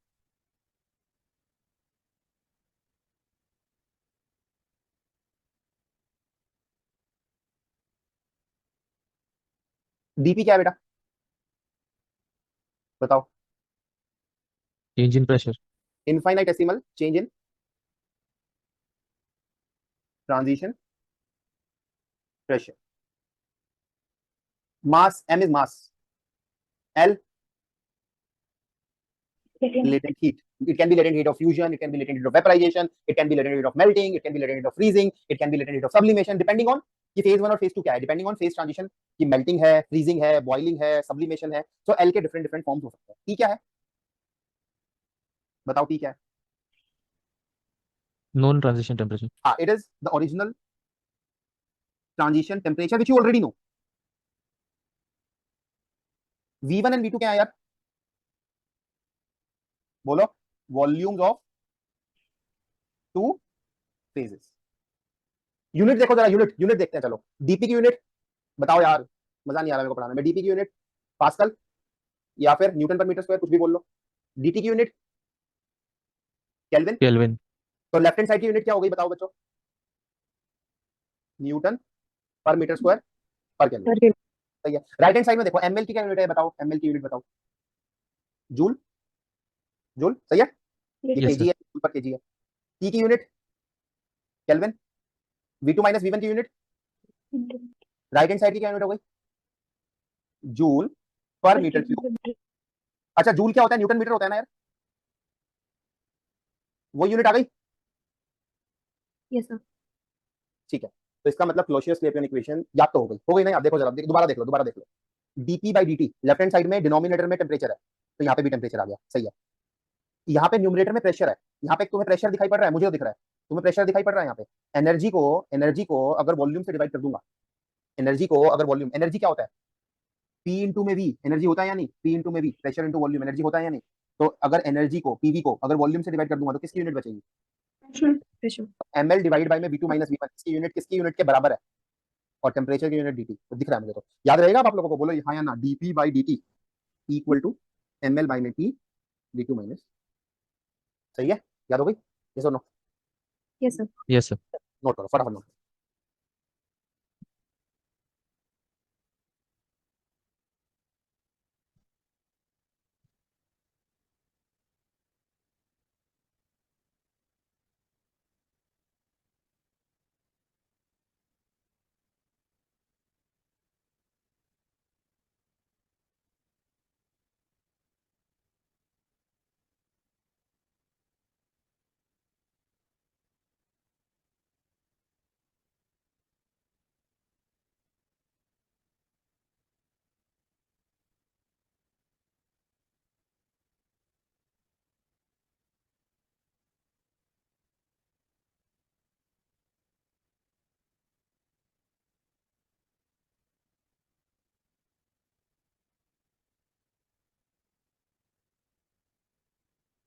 Done?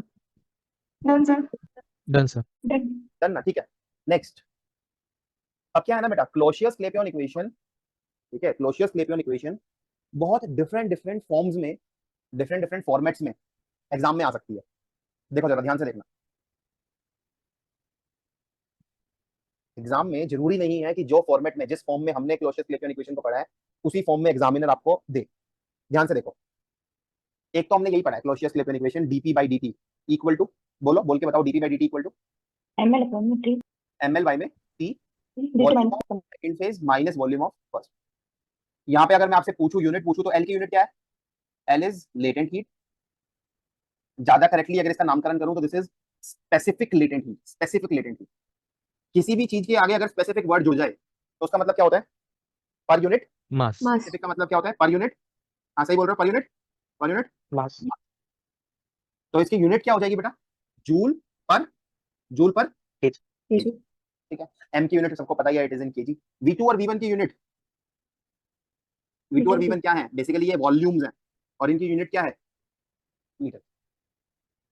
What my point is कि इस इक्वेशन को इस फॉर्मेट में यूज ना करके बहुत डिफरेंट डिफरेंट तरीके हैं जिससे एग्जाम में ये इक्वेशन पूछी गई है।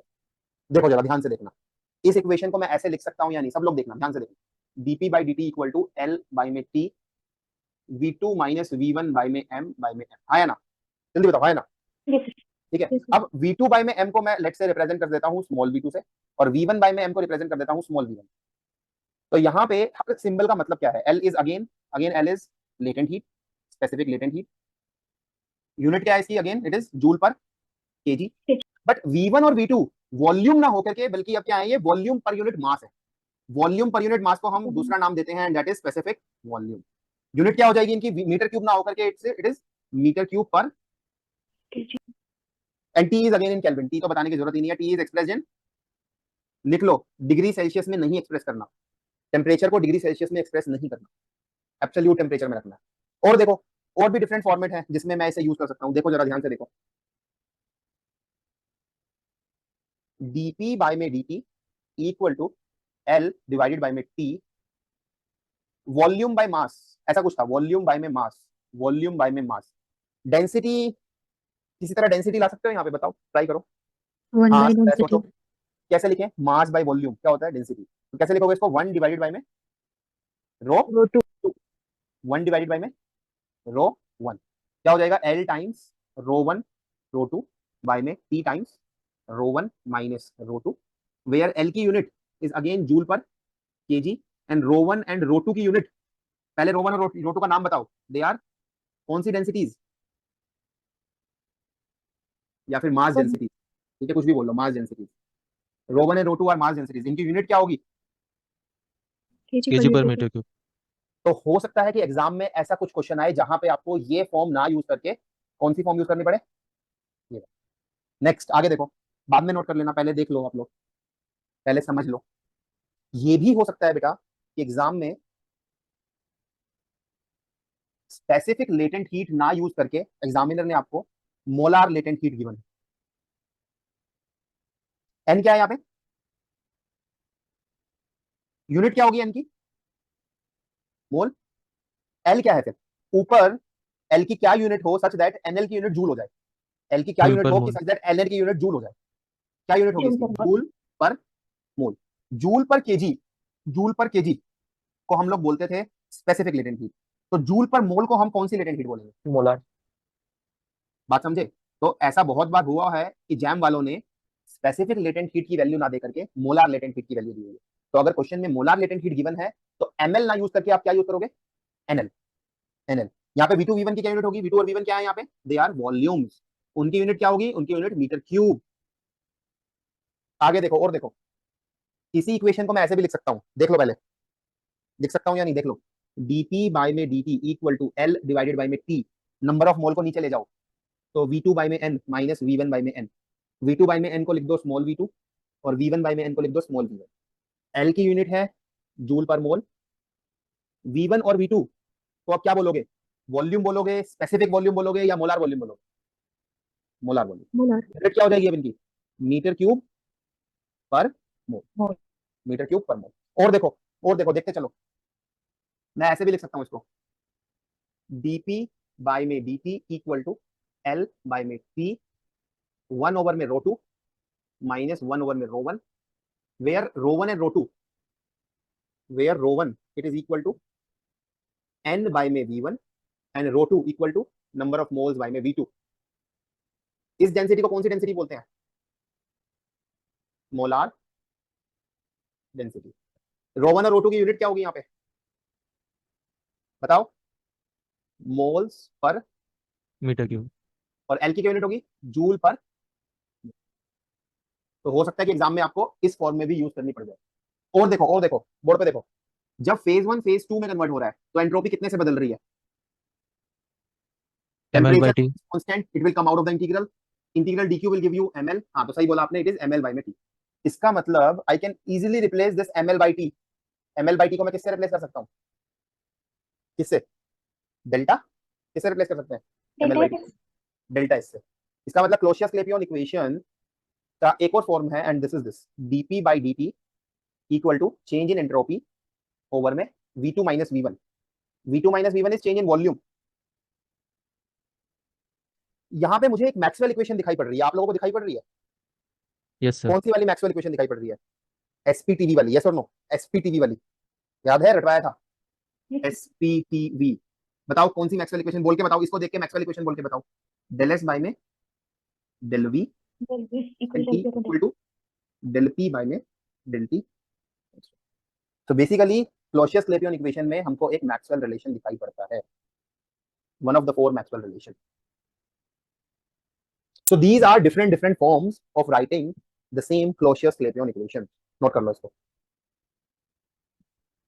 These are different formats of writing the same equation depending on the fact कि latent heat की unit क्या given है। Is it joule per kg or is it joule per mole?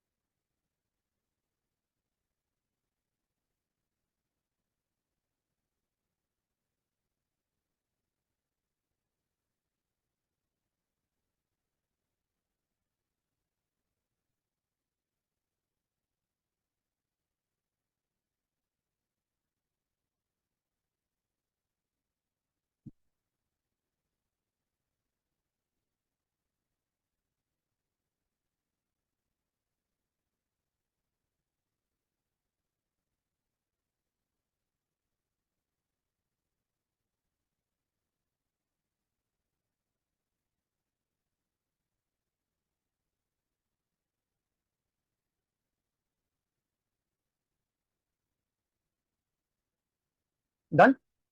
Done. Yes, करो sir. करो जल्दी करो, बाकी तो भी फटाफट करो। Yes, sir. Done? चलो मैं ऊपर का पोर्शन इरेज कर रहा हूँ, फटाफट नोट करो। सर स्पेसिफिक वॉल्यूम और मोलर वॉल्यूम के सिंबल सेम है। स्पेसिफिक वॉल्यूम और मोलर वॉल्यूम के सिंबल सेम है। सिंगल सिंबल्स हाँ वो तो ठीक है, स्मॉल वी से ही रिप्रेजेंट करते हैं। हाँ बिल्कुल, क्वेश्चन में मेंशन होगा ना। हाँ बिल्कुल मेंशन होगा। अभी देखना, अभी आप खाना खा के तुरंत क्वेश्चन करने बैठना, आपको समझ में आ जाएगा कि मैं क्या बोलना चाह रहा हूँ। ठीक है ना समझ? Yes. Clausius-Clapeyron equation for a special case for saturated vapors। बहुत बार आया हुआ है यहाँ से क्वेश्चन, बहुत बार, very very very important. Clausius-Clapeyron equation for a special case for saturated vapors। मान लीजिए I am interested in this transition, solid converting to vapour, और you can say liquid converting to vapour. दोनों transition में एक चीज common है कि vapour तो है ही। ठीक है, आइदर ऑफ दीज ट्रांजिशन, मान लो किसी की भी एक की बात कर लेते हैं। What will be Clausius-Clapeyron equation? कैसे दिखेगी Clausius-Clapeyron इक्वेशन? बताओ। dp by dt equal to, बोल के बताओ आप लोग। मान लो इसके लिए बोल के बताओ, इसके लिए बोल के बताओ, इसके लिए बताओ कैसे दिखेगी? ml t आगे V vapor minus V solid. v vapour minus v solid. और ये ऐसा लिखवाते वक्त l की यूनिट क्या है? l की यूनिट क्या है? Joule per kg. Joule per kg, right? Joule per mole नहीं है। मान लीजिए l की यूनिट है जूल पर मोल, मान लीजिए l is molar latent heat, तब कैसे लिखवाओगे इसी इक्वेशन को? मान लीजिए l की यूनिट है जूल पर मोल, तब इसी इक्वेशन को कैसे लिखवाओगे आप लोग? N into सही है। लेट अस से कि क्वेश्चन में आपको गिवन है, it is given to you, assume that vapors are saturated. If vapors are saturated, and even if you know that vapour और सॉलिड में किसका वॉल्यूम ज्यादा होता है? वेपर और सॉलिड फेज में किसका वॉल्यूम ज्यादा होता है? पेपर ज्यादा होता है या बहुत ज्यादा होता है? बहुत ज्यादा होता है। बहुत ठीक है, इसका मतलब कंफर्टेबली हम लोग किसके सामने किसको इग्नोर कर सकते हैं?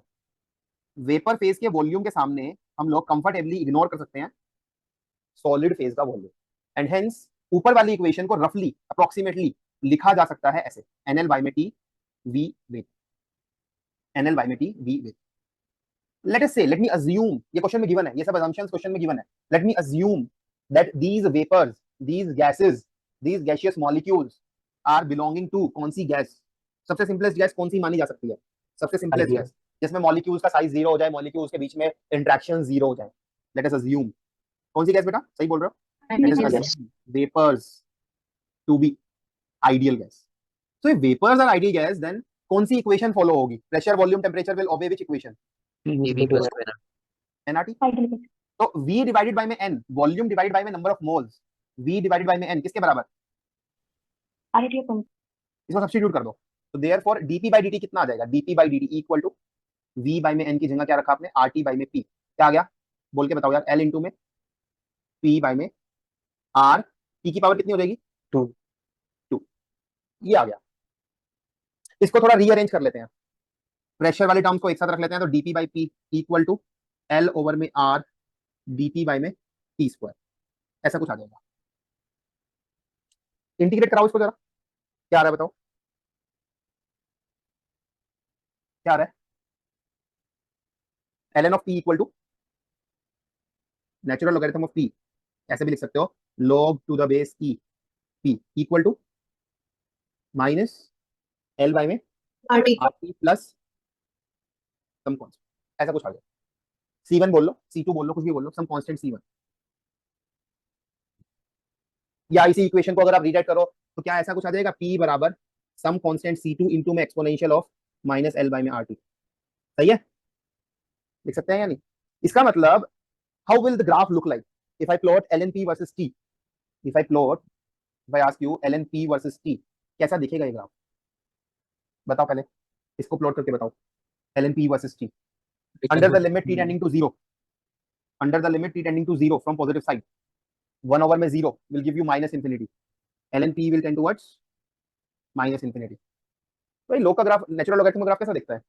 and under the limit t tending towards infinity, if t is infinity, so 1 over में infinity is 0, so ln P will tend towards C1 from negative side। So if this is C1, so therefore the graph will be something like this. It will never cross the C1. It will merge in C1. The graph will be something like this. The graph will be something like this.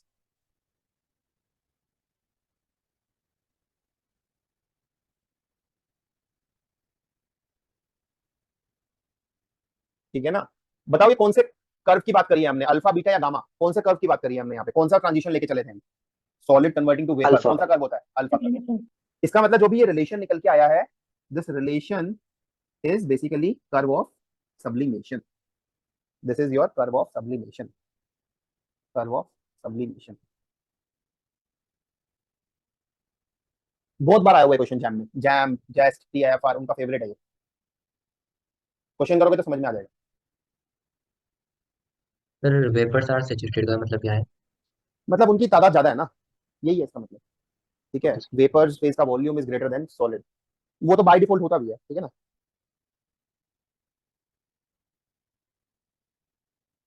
Just I require 10 minutes more and this chapter will be done. जल्दी से note करो इसको।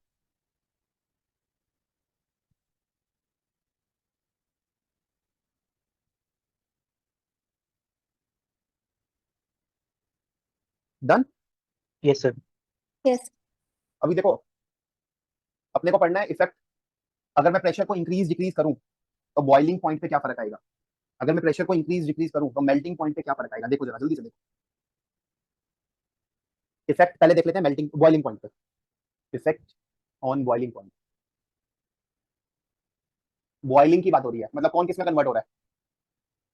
Liquid to vapour. Liquid converting to vapours. इसके लिए क्लॉसियस-क्लैपियन equation बोल के बताओ। इस फेज ट्रांजिशन के लिए क्लॉसियस-क्लैपियन इक्वेशन बोल के बताओ। dP by dt equal to mass into में latent heat of vaporisation divided by में T इनटू में volume of vapour phase minus volume of, जब भी कोई लिक्विड, कोई भी लिक्विड, इस दुनिया का कोई भी लिक्विड उठा लो, कोई सा भी लिक्विड उठा लो, जब वो गैसियस फॉर्म में कन्वर्ट होगा तो वॉल्यूम बढ़ेगा या घटेगा? वॉल्यूम बढ़ेगा या घटेगा? जब लिक्विड वेपर में कन्वर्ट होगा तो वॉल्यूम बढ़ेगा या घटेगा? बढ़ेगा। इसका मतलब ये बात यूनिवर्सल ट्रूथ है कि हमेशा हर एक सब्सटेंस के लिए वॉल्यूम वेपर फेज का हमेशा ज्यादा होगा, ना सिर्फ ज्यादा होगा, बहुत ज्यादा होगा in comparison to volume of liquid phase. इसका मतलब राइट हैंड साइड पॉजिटिव या नेगेटिव? Right hand side of above equation is positive या नेगेटिव? It is always positive. इसका मतलब dp by dt is positive. dp by dt positive होने का मतलब है कि इफ dp इज पॉजिटिव तो dt इज, बताओ, पॉजिटिव या नेगेटिव? इफ dp इज नेगेटिव तो dt इज पॉजिटिव या नेगेटिव? राइट? इसका मतलब if pressure increases, then boiling point increases या decreases? सिंपल है, increases. And if pressure decreases, then boiling point also. इसका मतलब हिमालयास पे पानी 100 डिग्री पे बॉयल होगा, 80 पे होगा या 110 पे होगा? पानी जो 100 डिग्री सेल्सियस पे बॉयल होता है दिल्ली एनसीआर में, जैसे ही हिमालयास पे ले जाऊंगा जहां पे pressure has decreased, dp is negative, so transition temperature also decreases. Now water will boil at a temperature lesser than 100 degree. Yes or no? जल्दी बॉयल हो जाएगा। पानी भाप में जल्दी कन्वर्ट हो जाएगा। पानी भाप में जल्दी कन्वर्ट हो जाएगा। इसका मतलब पानी के अंदर जो भी फूड आइटम आपने डिप कर रखा था, मैगी डिप कर रखी थी या आपने चावल डिप कर रखे थे या आलू डिप कर रखे थे, पानी अगर जल्दी भाप में कन्वर्ट हो गया तो जिस लिक्विड में आपने उन्हें डिप कर रखा था वो गर्म लिक्विड में कम देर तक रहेगा। वो फूड आइटम गर्म लिक्विड में, वाटर में कम देर तक डिप रहे, जिसकी वजह से चावल कम गलेगा। And hence it results in inefficient cooking at Himalayas. समझ में आया? yes or no? Yes sir. कि हाइट्स पे कुकिंग करना डिफिकल्ट है। कुकिंग करना इसीलिए डिफिकल्ट है क्योंकि पानी भाप में जल्दी कन्वर्ट होके चला जाता है। इसीलिए मैगी के कितने रुपए लेते हैं वहां पे? एक मैगी जो यहाँ पे 30 रुपए में मिल जाती है दिल्ली में, वहां कितना चार्ज करते हैं? चलो next, effect on melting point. अब मेल्टिंग पे फर्क देखते हैं। अब देखो मेल्टिंग में ना दो प्रकार के सब्सटेंस आते हैं, एक नॉर्मल और एक एबनॉर्मल। पहले बात करते हैं नॉर्मल सब्सटेंस की। नॉर्मल से मेरा क्या मतलब है? कौन से सब्सटेंस नॉर्मल होंगे? wax, metal, all the metals, these are normal. Why I'm calling to be normal? Why I'm calling them to be normal? क्योंकि जब सॉलिड लिक्विड में कन्वर्ट होगा तो यूजुअली क्या लगता है आपको, वॉल्यूम बढ़ना चाहिए या घटना चाहिए? जब सॉलिड लिक्विड में कन्वर्ट होगा तो वॉल्यूम, तो ये मेरा सिस्टम एक्सपैंड करना चाहिए या कॉन्ट्रैक्ट करना चाहिए? जब सॉलिड फेज लिक्विड फेज में कन्वर्ट होगा तो वॉल्यूम बढ़ना चाहिए या घटना चाहिए? यही होना चाहिए, बढ़ना चाहिए, और यही होता है।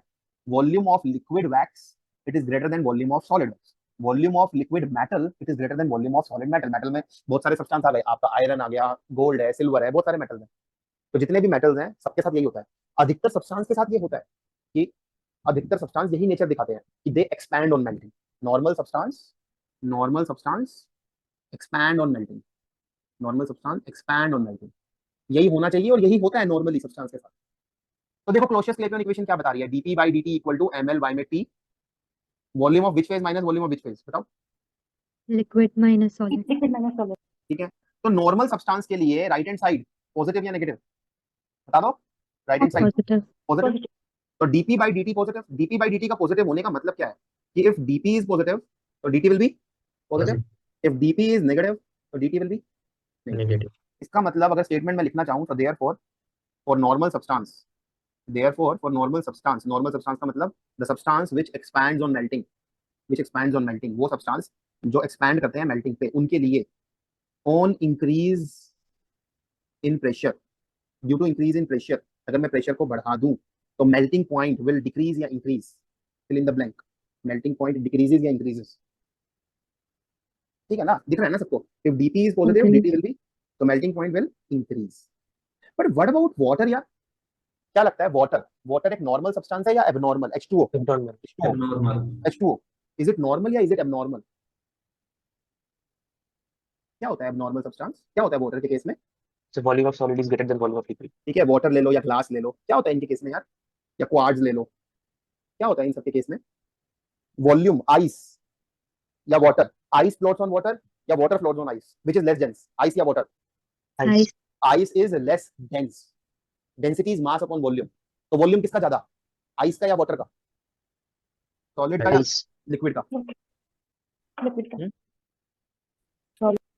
So that is why I'm calling them to be abnormal. Abnormal मतलब क्या abnormality है इसमें, कि here volume of liquid phase is lesser than volume of, उल्टा है, here volume of liquid phase is lesser than volume of solid phase, जिसकी वजह से right hand side of Clausius-Clapeyron equation is positive या negative, right hand side positive या negative, volume of liquid phase is lesser than negative. Negative. So therefore dp by dt for water, dp by dt for water, positive या negative? Negative. So if dp is positive, so dt will be Negative. dp is positive, dt will be negative. तो अगर ऐसा ही कोई statement मुझे लिखना है for abnormal substance, बोल के बता सकते हो, for abnormal substance, for abnormal substance, for abnormal substance क्या होगा? नो, एबनॉर्मल सब्सटेंस क्या होते हैं? विच कॉन्ट्रैक्ट्स ऑन, वो सब्सटेंस जो कॉन्ट्रैक्ट करे मेल्टिंग पे, उन्हें हम एबनॉर्मल बोलेंगे। क्या होगा? On increasing the pressure, on increasing pressure, melting point के साथ क्या होगा? Decreases. मेल्टिंग पॉइंट, याद रखोगे, melting point decreases, and that is why your water is abnormal, that is why your water is abnormal. देखो एक बार बोर्ड पे देखो, अगर मुझे फेज डायग्राम बनाना हो फॉर नॉर्मल सब्सटेंस, तो फेज डायग्राम ऐसा कुछ दिखेगा,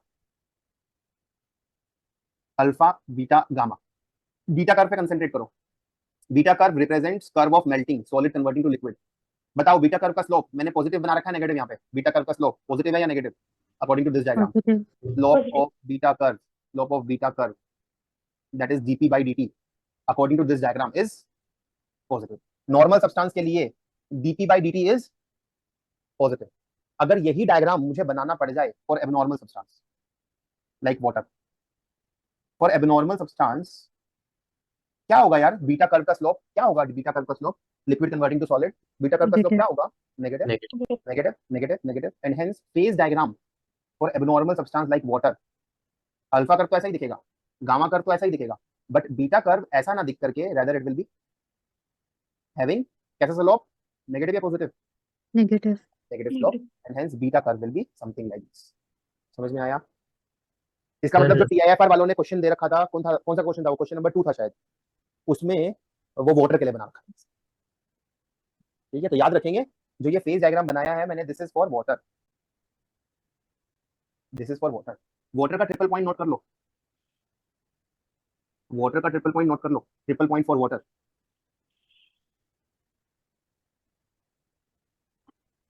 ट्रिपल पॉइंट फॉर वाटर मतलब वो टेम्परेचर और प्रेशर जिसपे आइस, लिक्विड और वेपर्स, आइस, वाटर और स्टीम तीनों एग्जिस्ट करें।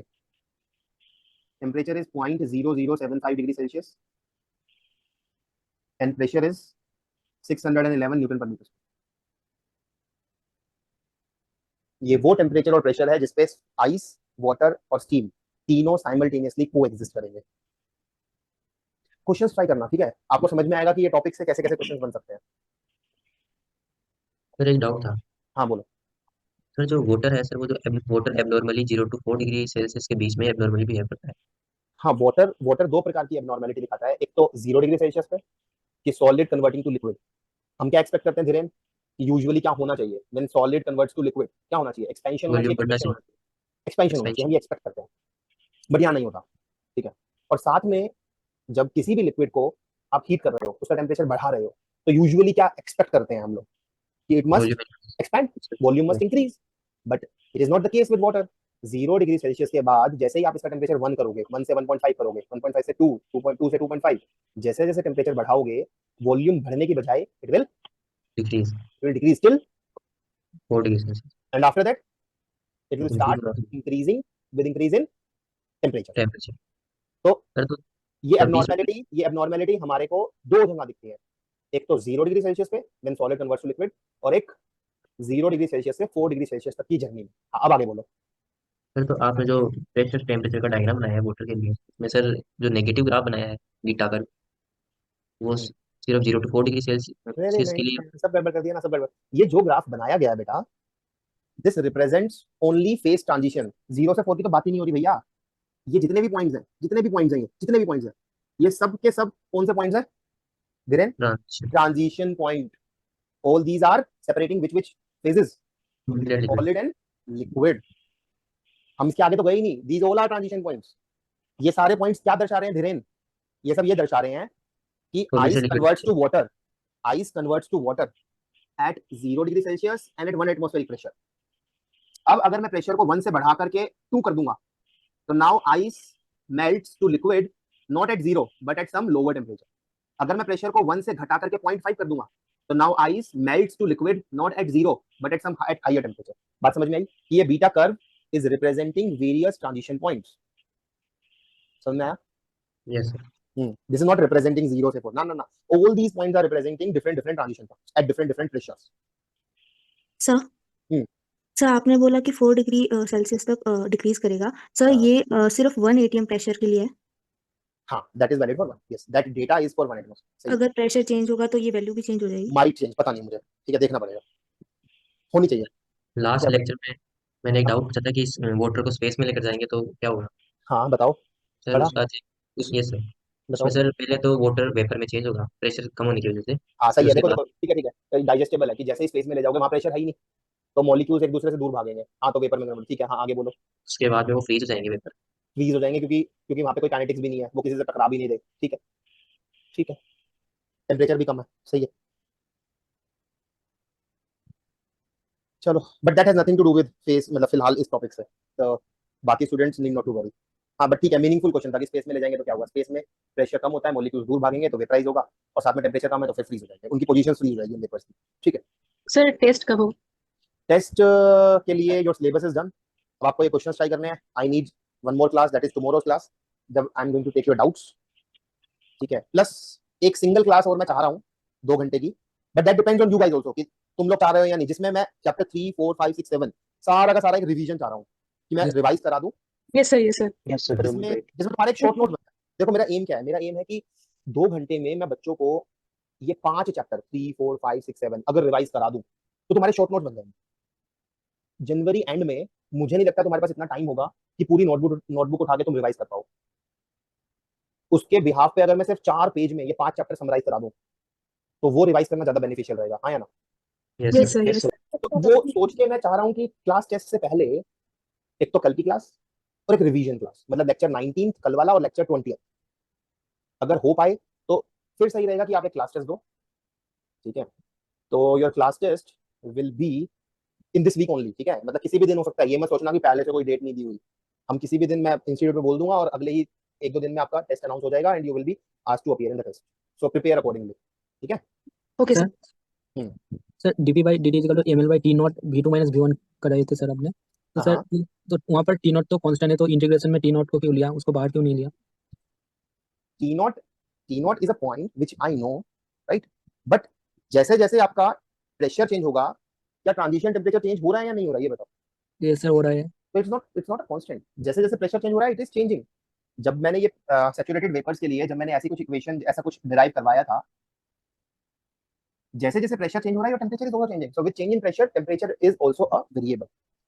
ठीक है, बट देखो, जब भी हम dp by dt equal to ml by में t v2 माइनस v1 ये सारी वैल्यूज हम रखते हैं, तो एक वैल्यू हमें पता होती है। व्हाई? क्योंकि dp and dt are both infinitesimal change, बहुत थोड़े अमाउंट से चेंज हो रहे हैं। dp प्रेशर को मैं बहुत थोड़े अमाउंट से बदल रहा हूँ, उसके रिस्पांस में टेम्परेचर भी बहुत थोड़े अमाउंट से बदल रहा है। वो कितने थोड़े अमाउंट से बदल रहा है, that is what I am evaluating using Clausius Clapeyron equation. Otherwise जैसे जैसे प्रेशर बदलोगे टेम्परेचर बदलेगा, एंड वही सब हम निकाल रहे हैं यूजिंग इंटीग्रेशन। जब भी हम इंटीग्रेट करते हैं हम बेसिकली निकाल रहे हैं how my pressure is varying with temperature. मतलब मैं basically alpha curve, beta curve और गामा कर्व, उन तीनों कर्व की इक्वेशंस निकाल रहा हूं using the integration of your Clausius Clapeyron. Okay sir, इसका मतलब अगर डीपी में final and initial point given है तो हमको इंटीग्रेशन करके ही dt का कुछ निकालना पड़ेगा। हाँ, अगर वो फाइनल और इनिशियल पॉइंट बहुत दूर गिवन है, अगर वो एक दूसरे के बिल्कुल नियर गिवन है, then dp is the difference between those points and उससे आपका dt निकल जाएगा। That's it, no need to integrate. मान लीजिए एग्जामिनर ने ऐसा कुछ दिया कि 1 एटमॉस्फेरिक प्रेशर पे melting take place at 0 degree Celsius, this is what you already know, right? Yes और नो? पता है या नहीं आपको? ये यस सर। आपको पता है। मान लीजिए एग्जामिनर ने कहा कि dp is let's say 0.1 atmospheric की pressure, new pressure is now 1.1 atmospheric pressure, what is new melting point, ये question. Then how you are going to proceed, बताओ कैसे करेंगे। डीपी को रख दोगे, डीपी कितना है बताओ, डीपी इज 0.1, मास दिया रहेगा, लेटेंट हीट पता है आपको, इट इज 80 कैलोरी पर ग्राम। टेम्परेचर कितना रखोगे 273, दोनों वॉल्यूम्स दिए रहेंगे, तो ये सब रख के आपको क्या निकल जाएगा, dt आ जाएगा। Once you know dt you can determine t prime minus t is dt, तो t prime is original plus dt, ये निकल चुका है इससे, ये आप जानते हो 273 केल्विन, dt निकल चुका है, you can determine the new temperature. Is it clear? Okay sir. ठीक है, इंटीग्रेट कब करेंगे होरी, इंटीग्रेट हम तब करेंगे जब हमको पूरा का पूरा कर्व निकालना हो, बट अगर हमें सिर्फ एक पॉइंट निकालना हो then no need to integrate. Yes चलो क्वेश्चंस प्रैक्टिस करना तब क्लियर होगा। सर वो जो वेपर और गैस में अंतर है क्या सर?